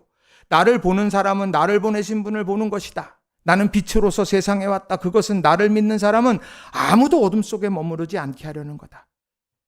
왜 믿으라고 말하냐? 아무도 어둠 속에 이르지 않도록 하려는 것이다. 이걸 깨닫게 하는 게 뭐라 그랬어요? 율법. 율법은 뭐예요? 깨닫게 하는 거. 이게 죄인지 아닌지. 회복시키는 건 뭐예요? 은혜. 이건 깨닫게 하는 거예요. 깨닫게. 율법은. 은혜는 회복시키는 거예요. 그런데 바리새인과 서기관들은 율법으로 회복시키려고 하는 것, 이건 말이 안 되는 거예요. 율법은 그래서 깨닫게 되니까 어느 순간에 비판으로 일관하게 되는 거예요. 은혜가 빠진 율법은 비판의 도구밖에 안 되는 거예요. 자, 그런 내용들이 여기에 쭉 나오게 된다는 거예요. 그래서 우리도 세상의 빛이다. 그러니까 산 위에 있는 동네가 숨겨지지 못할 것이다. 여러분 질문 하나 해볼게요. 산 위의 동네 몇 메달까요? 해발. 근데 그거보다 높아야 된다는 얘기 아니에요. 그죠? 산 위에 집이 있다면 그걸 비추려면 더 높아야 돼요. 그러니까 우리의 수준이 그만큼 더 높아져야 되는 거예요. 빛으로서 비추는 빛의 자녀로서의 수준도 높여야 되는 거예요. 그러니까 여러분 마음도 넓고 우리 삶의 능력도 키우고 또 우리 삶에 정말 지식적으로도 또 신앙적으로도 폭넓은 게 중요한 거죠. 자, 다 왔어요. 여러분 너무 걱정하지 마세요. 자꾸 뒤에 몇 장 남았나 페이지 세고 그러지 마세요. 자, 예수님의 고별 설교가 나와요. 이제 고별 설교. 이게 지금 죽음을 향해서 하루하루 지나가고 있는 거예요. 자, 근데 첫 번째 주제 고별 설교할 때 요 박스를 한번 보세요. 예수님께서 이 세 가지 주제를 이제 마지막 고별 설교에 이제 이야기를 쭉 하셨거든요. 16장까지, 13장부터 16장까지. 첫 번째 주제가 뭐냐? 요한복음 14장이에요. 14장에 무슨 얘기가 나와요? 너희는 마음에 근심하지 말라. 하나님을 믿으니 또 나를 믿으라. 내 아버지 집에 거할 곳이 많도다. 그렇지 않으면 너희에게 일렀으리라. 내가 너희를 위하여 거처를 예비하러 가노니 하면서. 그러면서 이야기하는 게 뭐예요? 거처를 예비하고 다시 돌아와서 우리를 데리고 갈 거다. 아버지의 집이 있다는 거는 좋은 거예요? 안 좋은 거예요? 우리에게 있어서 소망의 근거가 되는 거예요. 소망의 근거. 나 돌아갈 집이 있어. 또요, 15장에서는 무슨 일이 일어나요? 15장에서? 그럼 한번 넘겨보세요. 15장에서. 나는 참 포도나무요? 내 아버지는 농부라. 물은 내게 붙어 있어 열매를 맺지 아니하는 가지는 하면서 쭉 나오죠. 포도나무하고 가지는 붙어 있어야 돼요? 떨어져 있어야 돼요? 붙어 있어야 돼요. 공급받아야 되고, 동행해야 되고, 교제해야 되고, 접붙임돼야 되고, 열매 맺어야 되고. 이거는 포도나무와 가지의 관계입니다. 그러니 지금 오늘이라고 하는 이 시기를 어떻게 살아갈 거냐? 붙어 있어. 이 얘기예요. 붙어 있어. 너희들이 힘들고 어려울 때 아버지 집이 있음을 보면서 소망을 품어? 오늘 내가 힘겨운 게 있어. 근데 그 힘겨운 상황에 내가 붙어 있어. 그래야 공급받는다? 이 얘기예요. 그러니까 힘들 때는 예배를 방학해야 되죠. 그죠? 계약 없는 방학은 위험해요. 네. 방학하지 마세요. 붙어 있어야 되는 거예요. 세 번째 약속들. 요한복음 16장. 여긴 무슨 약속이 나오냐면 성령에 대한 약속이에요. 성령에 대한 성령께서 하시는 일을 뒤에 이제 여러분하고 말씀드릴 텐데 깨닫게도 하시고 인도하게도 하시고 책망하게도 하시고 그러면서 우리를 정말 가지고 있고 알아야 될 것을 깨닫게 하시는 분이 보혜사 성령이라는 거예요. 오늘 그 얘기를 뒤에 또 설명드릴 거예요. 자, 그러면서 이 고별 설교에 대한 그 전체 그룹 안에 뭐가 있느냐? 이제 예수님께서 행동으로 보여주신 사랑의 모습이 있습니다. 그게 뭐냐면 제자들의 발을 씻기신 예수님. 우리 한옥순 권사님, 장로님 이렇게 출근했다가 오시면 여보 수고하셨어요. 그리고서는 이렇게 따뜻한 물 이렇게 하셔가지고 여기다가 이렇게 수건 이렇게 하고 올려놓으시지요. 그러고서 이렇게 싹 닦아드리세요? 아, 그렇죠. 네, 그렇게 하고 싶으세요? 예, 우리 마음의 소원이 있지만 사모님은 어떠세요?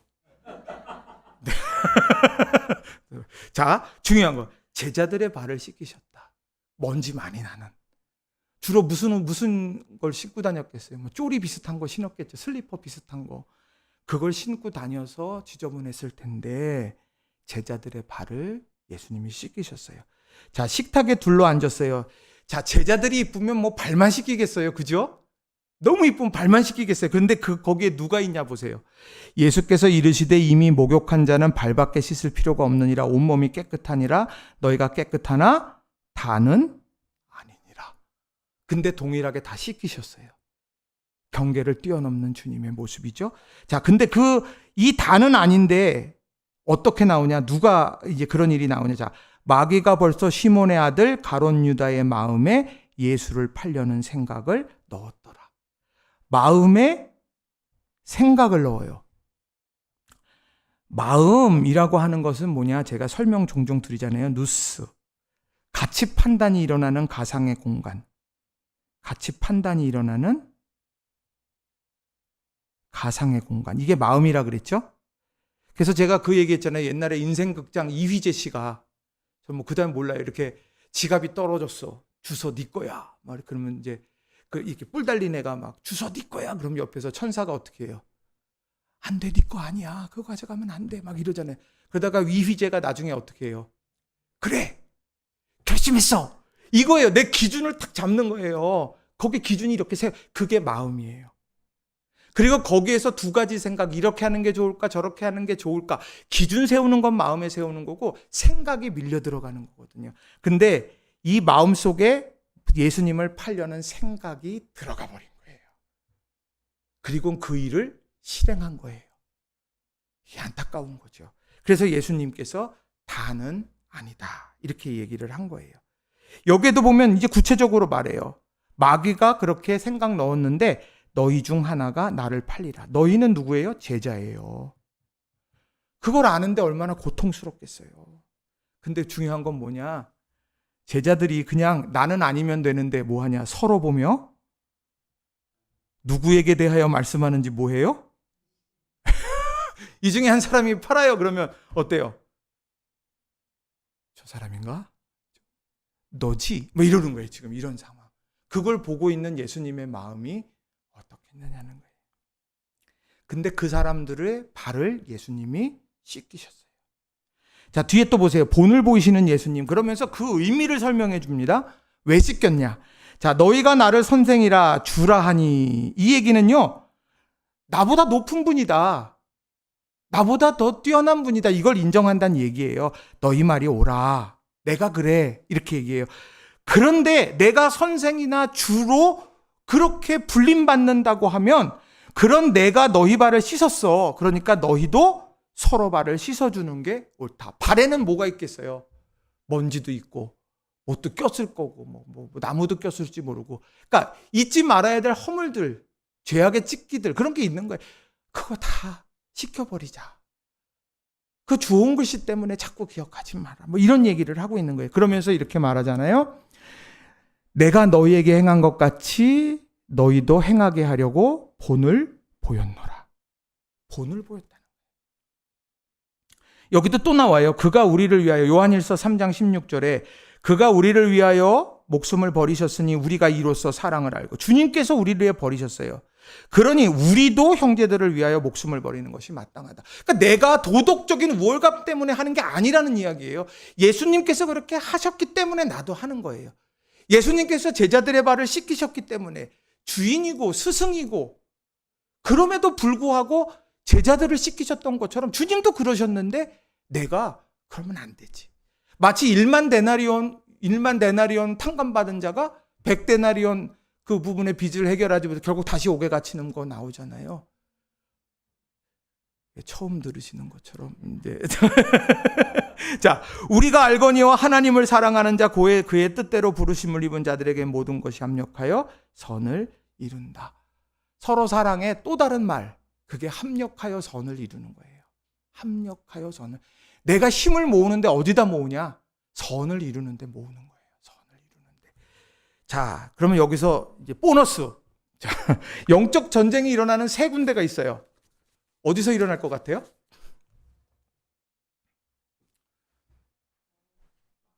네? 어떻게 하셨어요? 내가 안 지웠나요? 마음이고, 첫 번째는 생각이고, 그리고는 입술이에요. 영적 전쟁과 공격이 일어나는 건 여기예요. 여기를 주의하셔야 돼요. 마귀가 벌써 시몬의 아들 가룟 유다의 마음에 예수를 팔려는 생각을 넣었어요. 끊임없이 넣어요.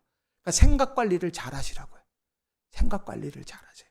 그리고 잠언, 모든 지킬 만한 것 중에 내 마음을 지키라. 마음의 기준이 바로 세워져야 생명의 꽃이 피는 거예요.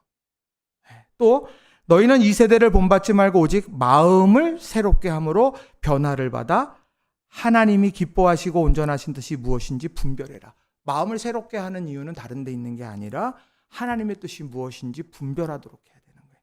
입술, 내 입에 파수꾼을 세우시고 입술의 문을 지키소서. 얼마나 실수를 많이 하면 이렇게 써요. 죽고 사는 것이 혀의 힘에 달렸나니 혀를 쓰기 좋아하는 자는 혀의 열매를 먹으리라. 그러니까 여러분들 하루 종일 하는 말 중에서 내가 어떤 말 많이 하는지 한번 생각해 보세요. 부정적인 말 많이 한다고 뭐 달라지는 게 있어요? 없어요. 하나님이 하십니다. 당신은 하나님이 사랑하는 자녀입니다. 하나님께서 나를 붙들고 계십니다. 여러분 힘냅시다. 이런 얘기하면서 서로 힘을 내게 하는 거예요. 자, 예수님이 주신 새 계명이 또 있어요. 자, 뭐냐? 서로 사랑. 제가 우리 노지훈 성도님이랑 이제 풍성한 삶의 기초 그 공부를 이렇게 하잖아요.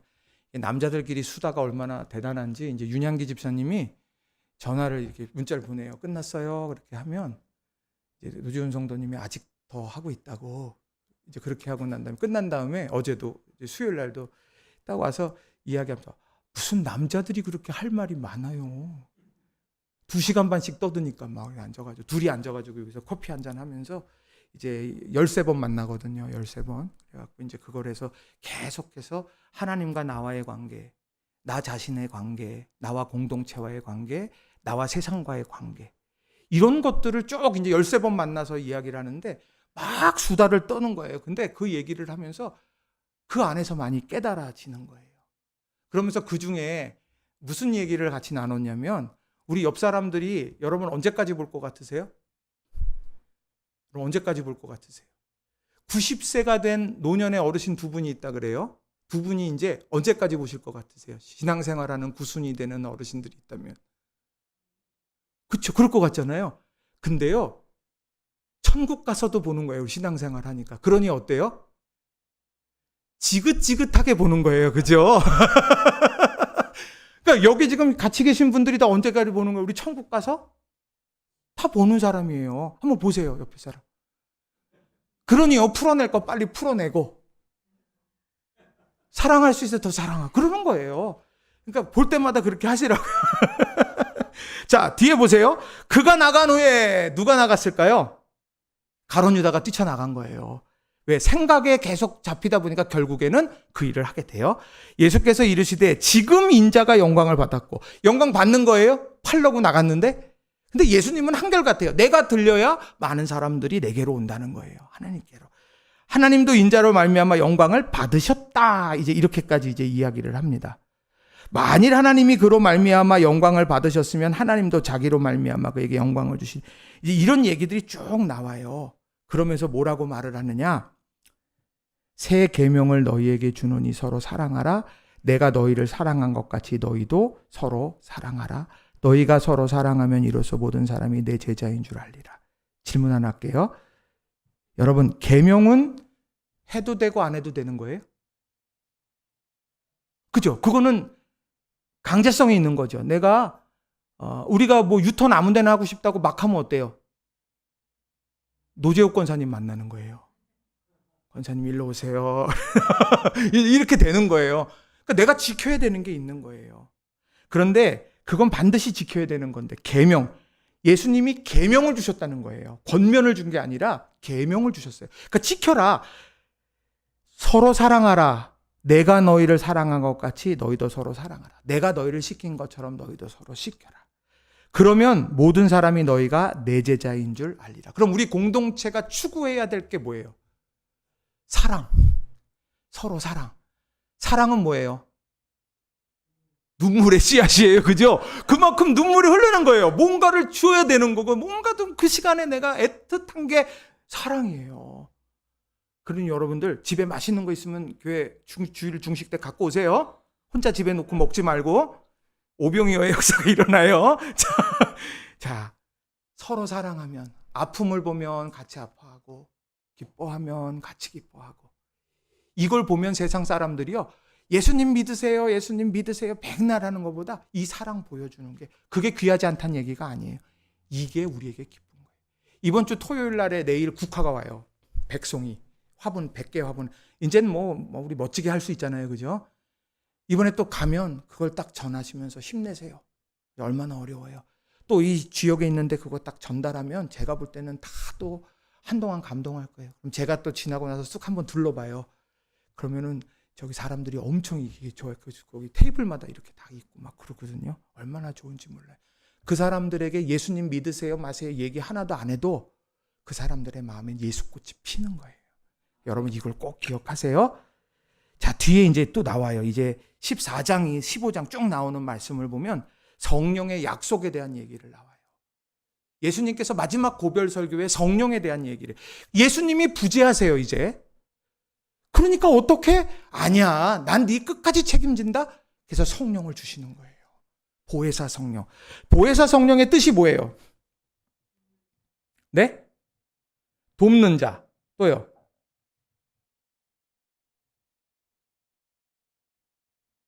쳐다보지 마요. 위로자, 중재자. 그래서 파라클레토스라는 말을 써요. 이건 뭐냐면은요, 내 옆에서 도와주고 위로해주고 중재해주고 그런 분이 예수님께서 승천하시고는 바로 성령께서 우리 가운데 있다. 그걸 준비해 놓으셨다는 거예요. 그거를 기억하는 거예요. 너 혼자가 아니야. 이 얘기하는 거예요, 제자들에게. 십자가 사건이 지나면서 나는 이제 끝났어. 혼자야. 그렇게 생각하지 마. 너의 곁에는 보혜사가 있어. 이거를 지금 고별 선교 때 얘기를 하는 거예요. 자, 내가 아버지께 구하겠으니 그가 또 다른 보혜사를 너희에게 주사 영원토록 너희와 함께 있게 하려니 함께 계신다는 거예요. 함께 계신다. 누구와? 믿는 자와. 자, 요한복음 14장 26절 같이 읽어봅니다. 보혜사 곧 아버지께서 내 이름으로 보내실 성령 그가 너희에게 모든 것을 가르치고 내가 너희에게 말한 모든 것을 생각나게 하리라. 가르쳐 주시고 생각나게 해준다. 네.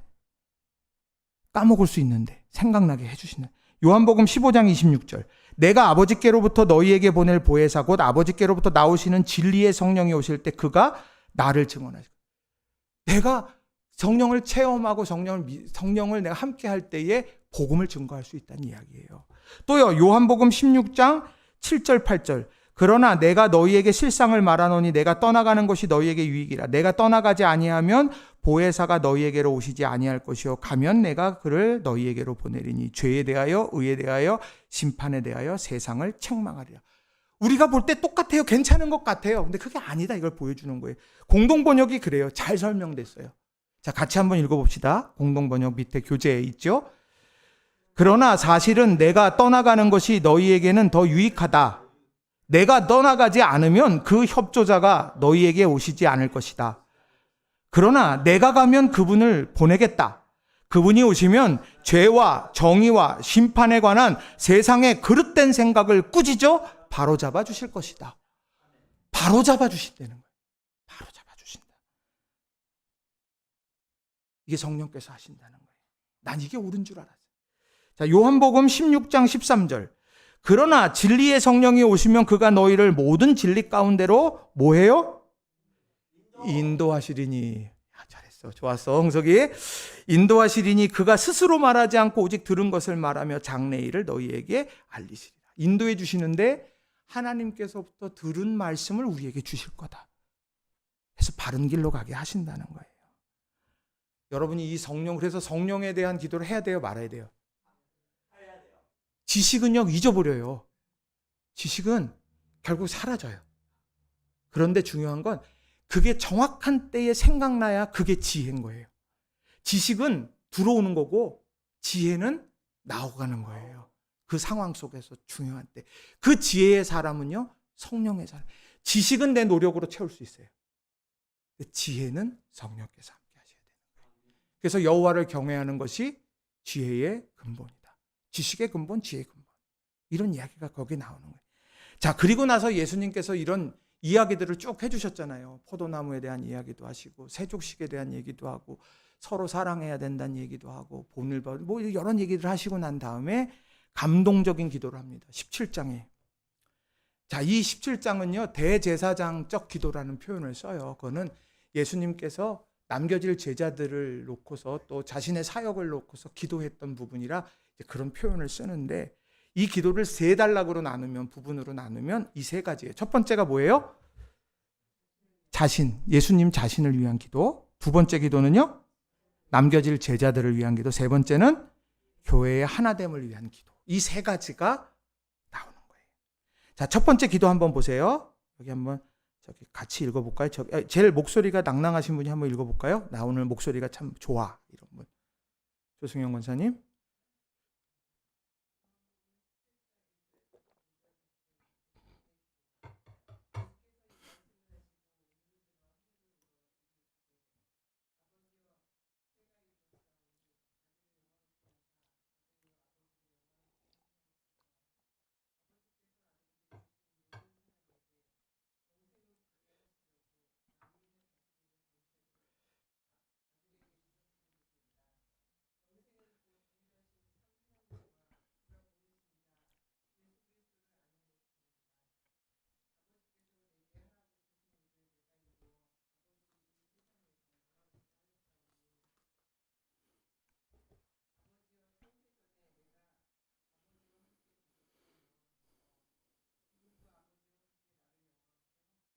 아멘. 예수님의 기도예요. 마지막 기도. 십자가를 지시기 전에 마지막으로 갈 때 기도. 자, 여기에 뭐냐면 아들을 영화롭게 해주세요. 날 드러나게 하세요가 아니라 하나님 처음 마음이 십자가를 지기까지 그 일들을 이룰 때까지 변함없게 해주세요. 그 얘기예요. 아버지께서 아들에게 주신 모든 사람에게 영생을 주게 하시려고 만민을 다스리는 권세를 아들에게 주셨습니다. 내게 권세 주신 거는 생명을 살려내라고 주신 건 제가 알아요. 잊지 않습니다. 영생이 뭐냐? 유일하신 참 하나님과 그가 보내신 자 예수 그리스도를 아는 것이다. 그걸 위해서 표적을 보여주시기도 했고, 그걸 위해 말씀을 증거하기도 했고, 그걸 통해서 귀신을 내어 쫓게도 하셨고, 이런 여러 가지 일들을 행하게 하셔서 영생이 뭔지를 보게 하셨는데, 이런 여정이 이제 마지막 십자가에 이르기까지, 그 완성될 때까지 변함없이 가게 해주세요. 그 기도예요. 그러니까 사명을 위한 기도죠. 아버지께서 내게 하라고 주신 일, 그걸 누가 이뤄요? 제가 이뤄요. 맞아요? 아버지가 내게 주신 일을 제가 해요. 그거예요? 내가 끝까지 감당하겠습니다. 그 얘기예요. 그것이 영화롭게 되는 거예요. 근데 내 마음이 어때요 지금? 두렵고 흔들리는 거예요. 그래서 예수님께서 이 기도를 하나님 앞에 올려드리는 거죠. 자, 그리고 난 다음에 뭐 합니까? 그런 기도가 여기 있잖아요. 겟세마네 기도, 사명의 기도. 자, 아버지여 만일 아버지의 뜻이거든 이 잔을 내게서 옮기시옵소서. 그러나 내 원대로 마시옵고 아버지의 내 원과 아버지의 원대로. 이 두 가지가 충돌할 때 아버지의 원대로. 이거는 사명을 위해서 기도할 때 그렇게 하는 거예요. 처음 할 때는요, 사명 감당할 때는 그게 굉장히 기쁜데 나중에 지나면 힘들어요. 아, 내가 이거 언제까지 해? 처음 섬길 땐 기뻐. 너무 좋아, 막 섬길 때. 근데 그걸 계속 나만 해. 내가 이거 언제까지 해?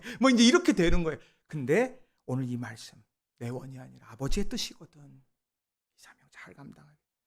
그리고 아굴의 기도가 있어요. 이게 또 중요한 기도인데, 이거는 유혹 앞에 설 때 기억해야 될 기도예요. 이거 성경에 나오는 기도예요.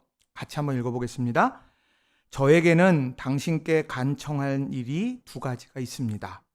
그것을 제 생전에 이루어 주십시오. 허황된 거짓말을 하지 않게 해주십시오.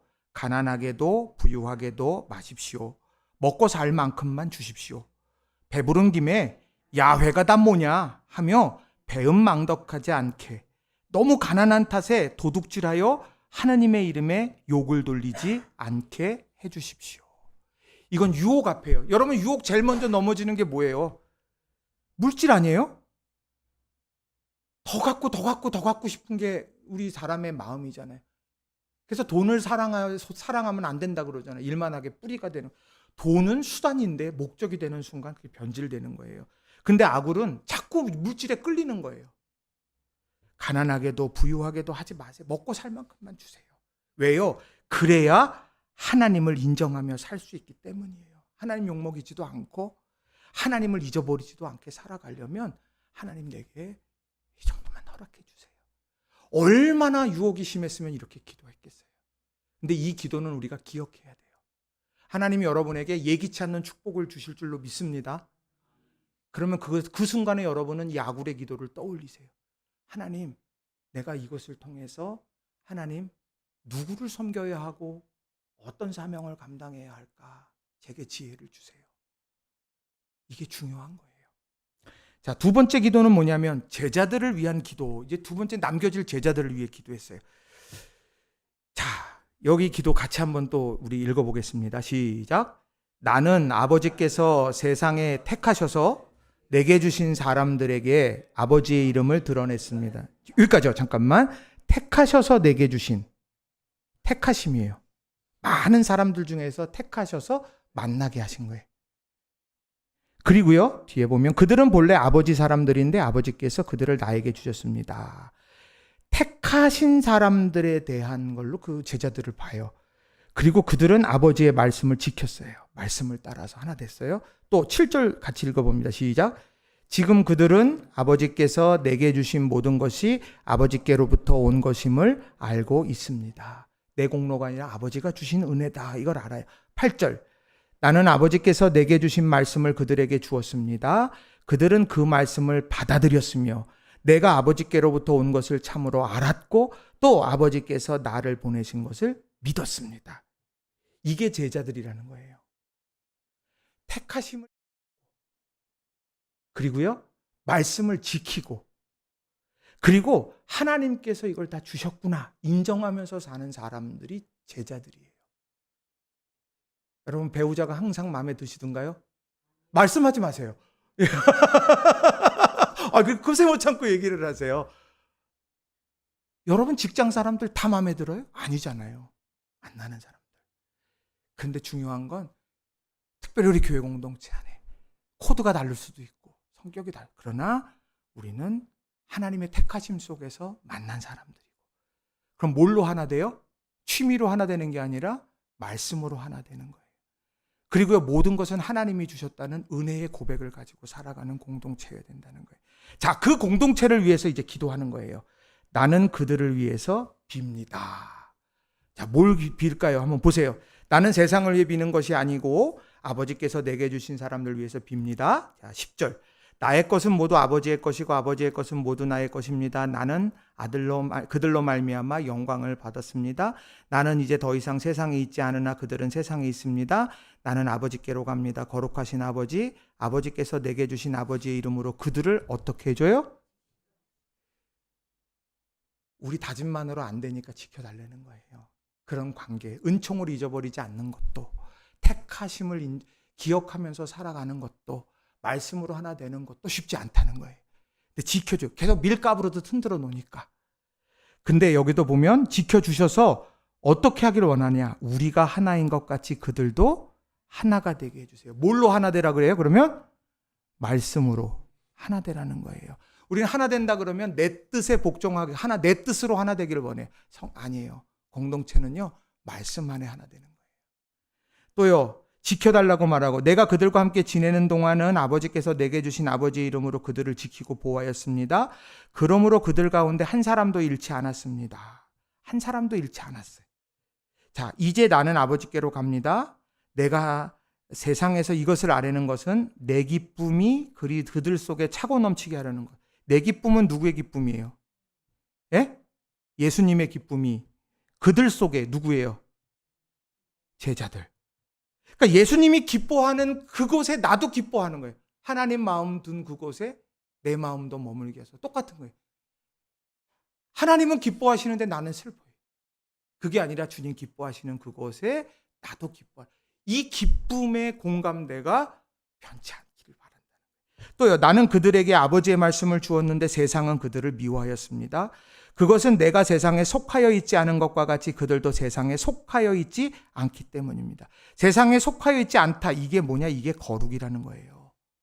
이게 거룩. 세상에 있되 세상에 물들지 않는 삶. 세상에 살되 세상에 물들지 않는 삶. 이 삶을 제자들이 살아가기를 원하는 거예요. 지금 구체적인 기도가 거기 있는 거죠. 그래서 내가 아버지께 비는 것은 15절에 그들을 세상에서 데려가시는 것이 아니라 악한 자에게서 그들을 지켜주시는 것입니다. 내가 세상에 속하지 않은 것과 같이 그들도 세상에 속하지 않았습니다. 진리로 그들을 거룩하게 해주십시오. 아버지 말씀은 진리입니다. 말씀의 사람이 되라는 거예요. 그리고 이제 18절 19절이 중요해요. 아버지께서 나를 세상에 보내신 것과 같이 나도 그들을 어디로 보내요? 사명이에요. 이제 보내심. 아까 택하심에 대한 이야기가 있다면 이제는 보내심에 대한 얘기를 하는 거예요. 아버지가 나를 이 땅에 보내셨던 것처럼 나도 그들을 세상으로 보냈습니다. 그러면서 그들이 그 사명을 잘 감당해 가도록 하나님 함께 해주세요. 이게 제자들을 위한 구체적인 기도가 된다는 거예요. 여러분은 제자입니까? 아닙니까? 왜 이렇게 자신이 없으세요? 제자. 제자들면 제자된 우리들이 기도해야 되는 것이 이런 부분이에요.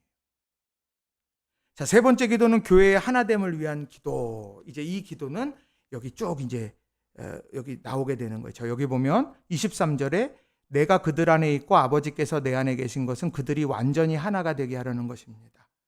완전히 교회라고 하는 우리 낙원교회라고 하는 교회 공동체와 낙원교회를 이루고 있는 성도들 한 사람 한 사람이 어때요? 하나가, 온전하게 하나가 돼야 된다는 거예요.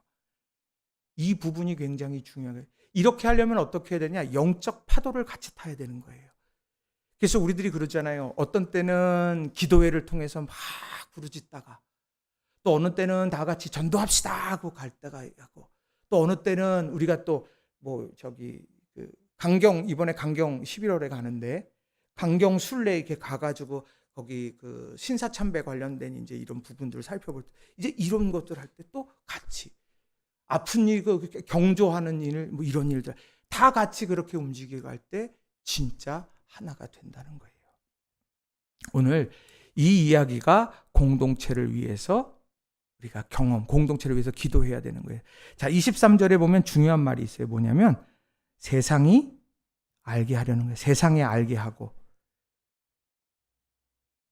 자, 그 다음에 24절에 보면 그들도 내게 주신 영광을 그들도 보게 하여 주시기를 빕니다. 하나님께서 하신 일들이 보여지는 공동체가 되도록 기도해야 되는 거예요. 아셨죠? 이 기도가 중요한 거예요. 하나 되게, 온전하게 하나, 으깬감자처럼 되기를 원합니다. 그리고 우리를 통해 세상에 하나님을 보게 해주세요. 그리고 우리를 그 영광, 이 영광스러운 기이한 일들이 세상에 드러나게 해주세요. 이걸 여러분들께서 기억하시고 기도하셨으면 좋겠어요. 그래서 제가 또 여러분 숙제 보셨어요? 뽑아놓은 거? 그 마지막이 이번에 숙제가 좀 달라요. 뭐예요? 예수님의 기도를 참조해서 여러분의 기도를 써보시라는 거예요. 기도 세 종류가 뭐였어요? 자신을 위한 기도, 제자들을 위한 기도, 그리고요, 교회를 위한 기도. 이 세 가지를 여러분이 한번 써보세요. 인상 쓰지 마시고요. 예, 그래. 그럼 목사를 하시죠. 자, 예수님의 순환과 죽음으로 이제 가는. 꼭 한번 써보세요. 쓸 때하고요, 생각만 할 때랑 달라요. 직접 써보면 진짜 내 거가 돼요. 자, 예수님의 순환과 죽음 18장으로 이제 갑니다. 18장으로. 자, 예수님이 체포됩니다. 근데 공관복음에는 어떠냐면요, 예수님께서요 아주 적극적으로 잡혀가려고 하지 않으시거든요. 그런데 이 요한복음에서는요, 예수님이 아주 적극적으로 잡혀가시는 장면이 나옵니다. 자, 18장 4절 보세요. 그 당할 일을 아시고 나아가 이르시되 너희가 누구를 찾느냐. 예수님이 나가셔서 내가 누구를 찾느냐 이렇게 얘기를 해요. 그랬더니 거기서 예수님을 이야기하고 그래서 잡혀가는 장면이 나와요. 자, 그리고 19장 11절에도 보면 이제 빌라도의 재판을 받게 될 때 이 얘기를 해요. 예수께서 대답하시되 위에서 주지 아니하셨더라면 나를 해할 권한이 없으리니 그러므로 나를 내게 넘겨준 자의 죄는 더 크다 하시니라. 위에서 허락해 주셨기 때문에 내가 잡힌 거다. 그러니까 지금 이거는 영생을, 하늘의 미랄이 땅에 심겨져서 죽고 많은 열매를 맺기 위한 하나님의 원대한 계획 속에서 내가 잡히고 재판당하고 죽임당하는 것이지, 너희들이 강해서 빌라도가 힘이 있어서 로마가 강성해서 무릎 꿇는 것이 아니다. 하나님의 원대한 계획 속에서 이게 이루어져 가는, 마치 요셉이 고백했던 것처럼 하나님께서 나를 선발대로 보내셨다. 이 흉년의 때를 위해서. 이런 거랑 똑같은 고백이 된다는 거예요. 예수님이 이렇게 체포돼요. 그 다음 빌라도의 재판과 사형 판결. 자, 빌라도가 이르되 진리가 무엇냐? 뭐 이런 여러 질문들을 앞서서 많이 했어요. 네가 뭐 했냐? 뭐 이런 질문들을 했는데, 이 말을 하고 다시 유대인들에게 나가서 뭐라고 말했냐? 신문 끝나고 이렇게 얘기해요. 나는 그에게서 아무 죄도 찾지 못하였노라. 그러면 뭐 해야 돼요? 아무 죄를 찾지 못했으면 풀어줘야 되는데, 안 풀어줘요. 근데 뭐에서 걸렸냐면요. 자, 19장 12절부터 16절을 보세요. 자, 거기 한번 읽어보겠습니다. 16절까지 시작. 이러함으로 빌라도가 예수를 놓으려고 힘썼으나 유대인들이 소리질러 이르되 이 사람을 놓으면 가이사의 충신이 아니니이다. 무릇 자기를 왕이라 하는 자는 가이사를 반역하는 것이니이다. 빌라도가 이 말을 듣고 예수를 끌고 나가서 돌을 깐 뜰에 있는 재판석에 앉아있더라. 이날은 유월절의 준비일이요 때는 제6신이라. 빌라도가 유대인들에게 이르되 보라 너희 왕이로다. 그들이 소리 지르되 없이 하소서, 없이 하소서. 그를 십자가에 못 박게 하소서. 빌라도가 이르되 내가 너희 왕을 십자가에 못 박으랴? 대제사장들이 대답하되 가이사 외에는 우리에게 왕이 없나이다 하니 이에 예수를 십자가에 못 박도록 그들에게 넘겨주니라. 결정적으로 무너진 게 뭐예요? 당신이 예수를 살려주면 당신은 가이사의 충신이 아닙니다. 정치적 선택이 결국 된 거고. 근데 여기에서 보면 이 왕을 어떻게 할까? 누가 했냐? 대제사장이 대답하되 가이사 외에는 우리에게 왕이 없나이다. 이 대제사장은 어떤 대제사장이에요? 자기가 누군지 모르는 대제사장인 거예요. 하나님만이 우리의 왕인 건데. 자, 그래서 결국 십자가에 달려 죽임 당하시죠. 자, 그런데 그 십자가에서 의미 있는 일이 생겨나요. 십자가 여러분 이제 그 죽음에 대한 얘기는 앞에서 공관복음에서 했으니까. 자, 요한복음 19장 25절에서 27절에 이제 공동번역 보면 이렇게 나와요. 예수의 십자가 밑에는, 그러니까 예수님이 이렇게 달려서 계세요. 아직 운명하지 않으셨어요. 근데 그 어머니와 이모와 클레오파의 아내 마리아와 막달라 여자 마리아가 서 있었다. 근데 예수님께서 시선을 어디에다 먼저 두세요? 26절 보세요. 누구랑 누구를 봐요? 예? 어머니를 봐요. 어머니. 자, 그 당신의 어머니와 또 누굴 봐요? 사랑하시는 제자를 봐요. 둘을 이렇게 견줘보는 거예요, 따로. 자, 상상해 보세요. 그리고 난 다음에 어머니에게 뭐라고 얘기하나 보세요. 어머니 뭐라고 얘기해요?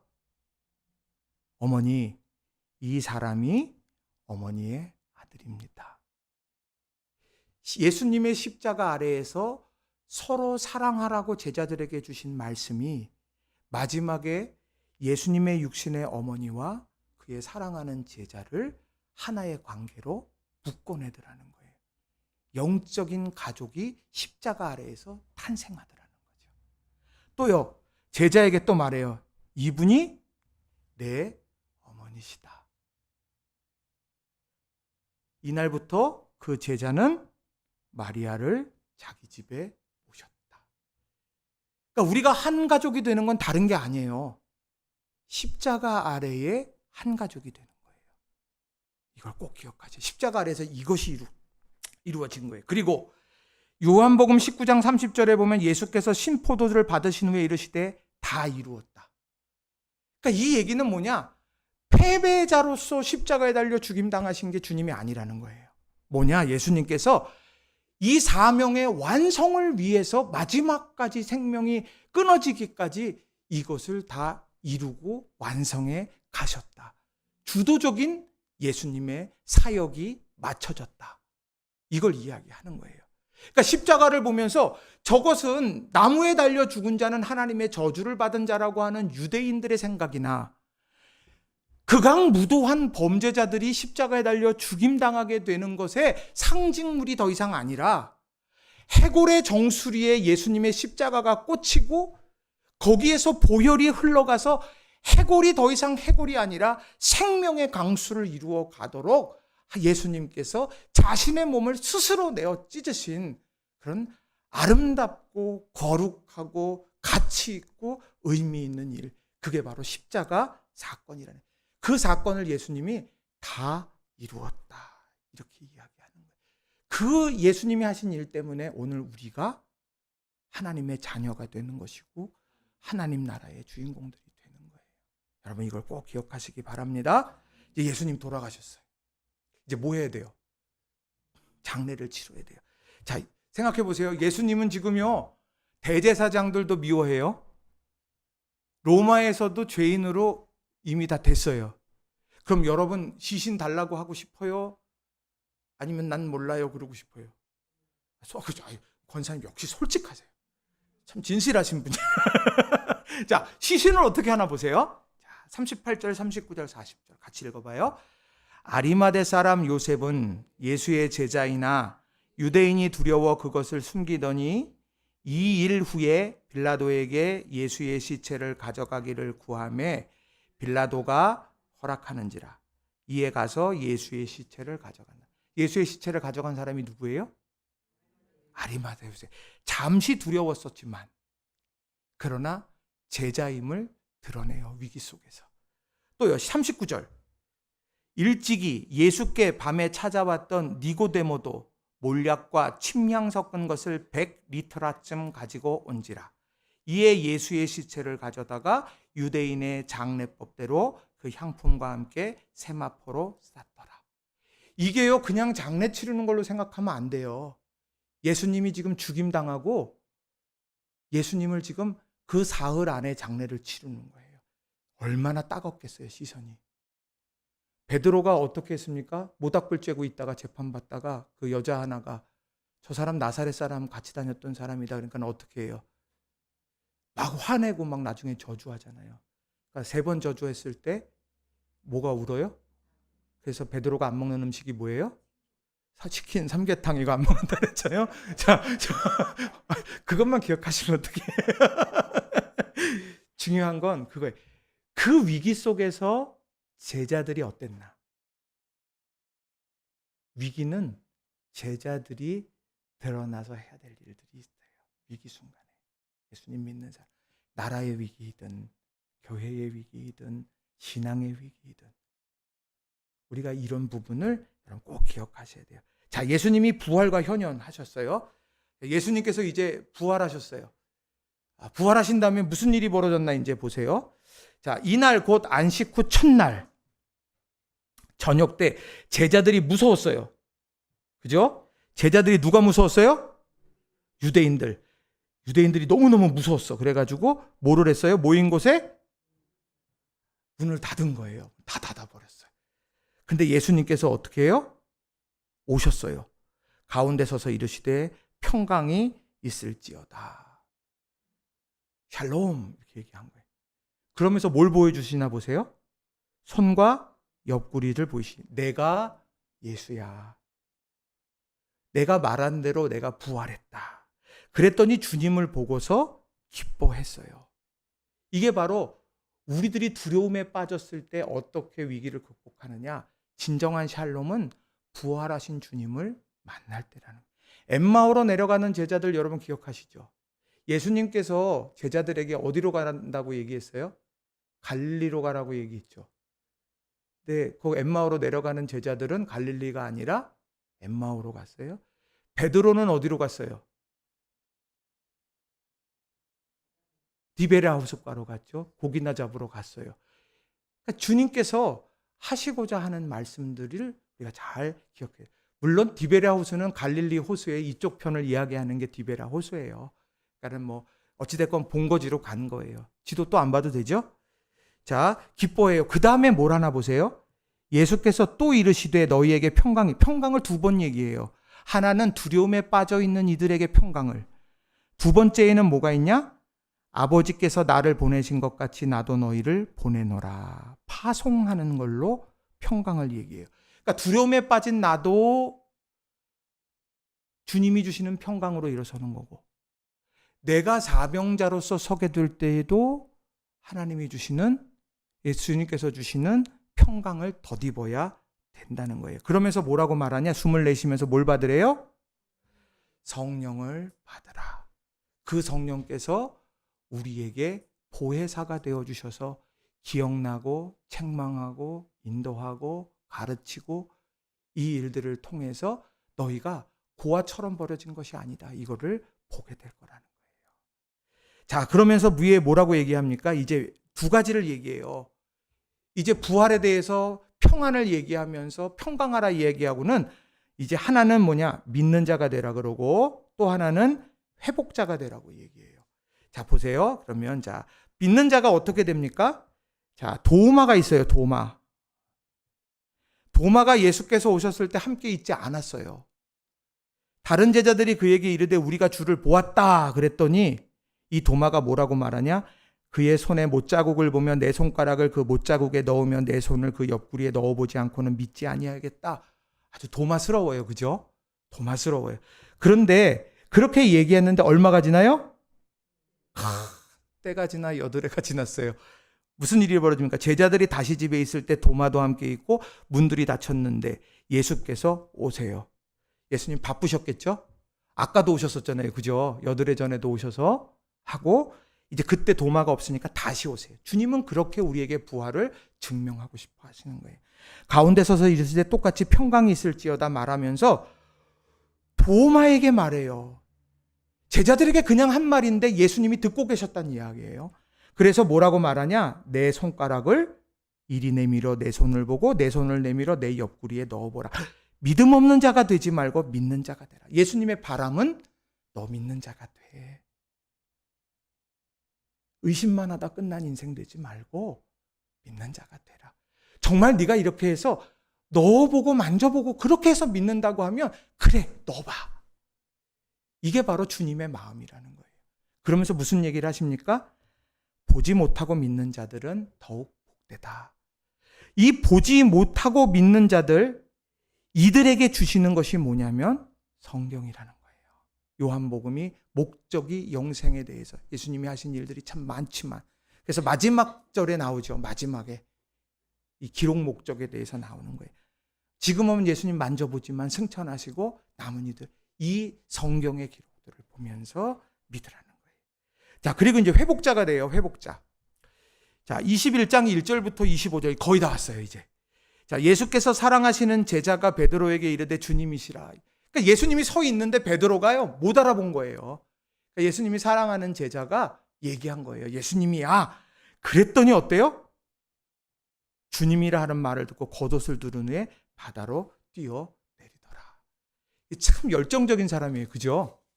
말보다 행동에 결단력이 있어요. 근데 이런 사람이 뭘 해도 해요. 그죠? 안 잡혀도 밤이 새도록 그물을 좀 내려야 역사도 일어나는 거고. 그죠? 예. 주님 저를 오라 하세요. 와라. 그럴 때 뛰어내렸더니 무리도 걷는 사람 되잖아요. 막 열정의 사람. 자, 그런데 오늘 그 뒤에 나오는 말씀을 보면 예수님께서 그들이 조반 먹은 후에, 이 조반은 누가 차려줬어요? 예수님. 셰프. 네. 예수님께서 조반을 딱 차려주시고 베드로에게 말해요. 뭘 물어봅니까? 유명한 말.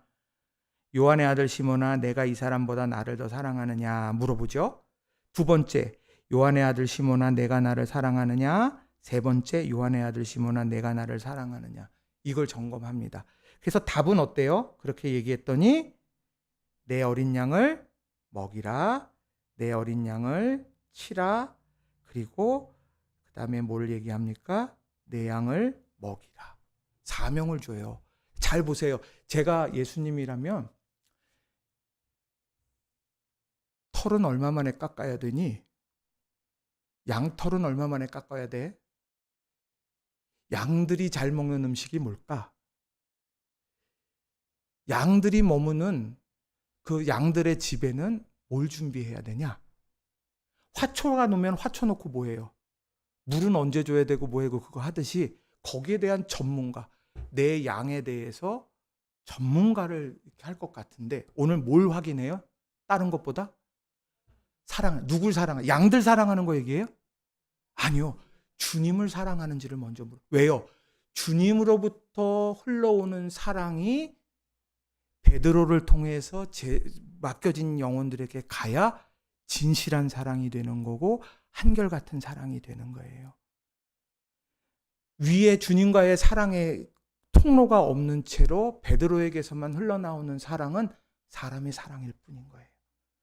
그러니까 오늘 우리가 누구를 사랑해야 된다라고 했을 때 신앙인들의 사랑은요, 주님을 사랑하는 것을 점검하고 주님을 사랑하는 그 사랑이 내 안에서 가요. 그래서 사랑받고 사랑하고로 가는 거예요. 그게 회복자고 사명자가 된다는 거예요. 그러니까 오늘 우리가 지향해야 되는 건 뭐예요? 주님을 사랑하느냐? 주님을 사랑하는 이 질문 앞에 서고 대답할 수 있어야 되는 거예요. 우리 주님을 더 사랑하는 우리 성도님들이 다 되시기를 바랍니다. 자, 오늘 여기까지 해서 이제 우리가 요한복음을 이제 끝냈어요. 기쁘시죠? 자, 금요일 날 2시간씩 이렇게 한다는 게 쉽지 않은데 오늘 이 말씀을 여러분이 꼭 기억하시고, 지난 시간에 뭐 했어요? 예수님은 어떤 분이시냐? 나는 생명의 떡이다. 뭐 이야기도 하셨고, 나는 빛이다도 얘기하셨고, 뭐 그런 나는 목자다, 선한 목자다 이 얘기도 하고, 그래서 에고에이미 그래가지고 이제 그 내용들을 쭉 설명을 했다면, 오늘은 예수님께서 내가 누구신지, 내가 누구인지 그것을 유월절이라고 하는 죽음으로 향해서 가는 길목에서 예수님께서 말씀해 주셨어요. 그 길목에서 만난 사람 중에 거룩한 낭비처럼 보이지만 귀한 일, 기회를 놓치지 않았던 믿음의 사람들도 있고, 우리 왕은 가이사입니다 말했던 대제사장들도 있고, 또 실망해서 너무 무서워서 두려움에 빠져있던 이들이 문 닫고 걸어 있을 때 예수님이 찾아오셔서 평안하냐고, 그 평안에서 회복된 그들을 다시 사명의 자리로 보내시는 일들, 이런 것들이 여기 곳곳에 있다는 거예요. 그러니까 이걸 여러분들께서 꼭 기억을 하시고 우리 믿음 안에서 신실하게 살아가는 저와 여러분 되기를 바랍니다. 다음 주에는 언제 모이죠? 금요일 날 모여야 되는데요. 제가 저기 지방에 임원이잖아요, 그죠? 그래서 지방에서 이제 해외 수양회를 이제 갑니다. 그래서 월요일 날 아침에 갔다가 금요일 날 밤쯤 아마 올 것 같아요. 그래서 이제 중랑 지방 목사님들하고 이제 가서 이제 정책 회의도 하고 또 이제 또 교제도 하고 이제 아마 그렇게 하고 될 거예요. 그래서 다음 주에는 저희가 휴강을 하고요.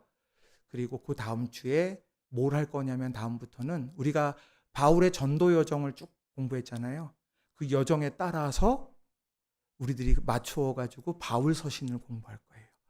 바울 서신을 다 끝내고 나면 주님의 사랑하는 제자가 쓴 요한 1, 2, 3서, 요한계시록, 이런 거 뭐 빌레몬서 이런 것들, 이제 바울의 서신들, 또 에베소서, 골로새서 같은 이런 서신들, 이런 것들을 이제 하면서 아마 제가 볼 때는 한 5번 정도 더 모이면은 이제 끝날 것 같아요. 실망하지 마시고. 여러분들 숙제는 언제까지네요? 주일까지 하셔서, 무엇보다 다른 것보다요, 여러분이 기도문을 한번 잘 작성해 보세요. 기도문 작성하셔서 그것을 뭐 누구 안 보여주셔도 돼요. 그냥 내시면 저만 보니까 제가 또 그거 보면서 또 여러분들께서 또 코멘트 할 거 있으면 제가 말씀드리도록 그렇게 하겠습니다. 자, 그럼 제가 기도하고 우리 축도함으로 마치도록 하겠습니다. 사랑과 은혜가 충만하신 아버지 하나님 감사합니다. 하나님께서 우리를 사랑하셔서 말씀을 가르치게 하시고 배우게 하시니 고맙습니다. 전하는 자나 듣는 자나 늘 주님을 향해 귀 기울이게 하시고 주님의 마음으로 모든 것을 보게 하시며, 그래서 우리가 지금 배우고 익히고 결단하는 모든 일들이 우리 삶의 큰 열매로 맺혀지게 해 주시옵소서. 회복의 열매가 주렁주렁 열리게 하시고 예수님에 대해서 알아가는 열매들이 더욱더 맺혀지게 하여 주시고, 또 말씀을 붙들고 주님께서 원하시는 자리에 머무는 우리들에게 주님이 귀하게 여겨주시는 축복도 있게 하여 주옵소서. 늦은 밤까지 함께한 우리 성도들 주님께서 복의 복을 더해 주시고 가는 길 하나님께서 안전하게 지켜 주시옵소서. 그리고 주일에 하나님 우리가 함께 모여 전도하고 또 함께 예배하며 또 하나님을 높이는 우리 낙원의 모든 성도들 되게 하여 주옵소서. 이제는 우리 구주 예수 그리스도의 구속의 은혜와 하나님 우리 아버지의 지극하신 사랑하심과 성령님의 놀라우신 감동 감화 역사 인도 충만하신 은혜와 은총이 이제 그리스도의 신실한 제자로 믿음의 길을 걸어가고 예수님이 누구인지 바로 알아서 세상 속에 흔들리지 않고 정진해 갈 수 있는 가기를 소망하는 우리 모든 성도들 위해 언제나 함께해 주시기를 우리 구주 예수 그리스도 이름으로 간절히 축원하옵나이다. 아멘.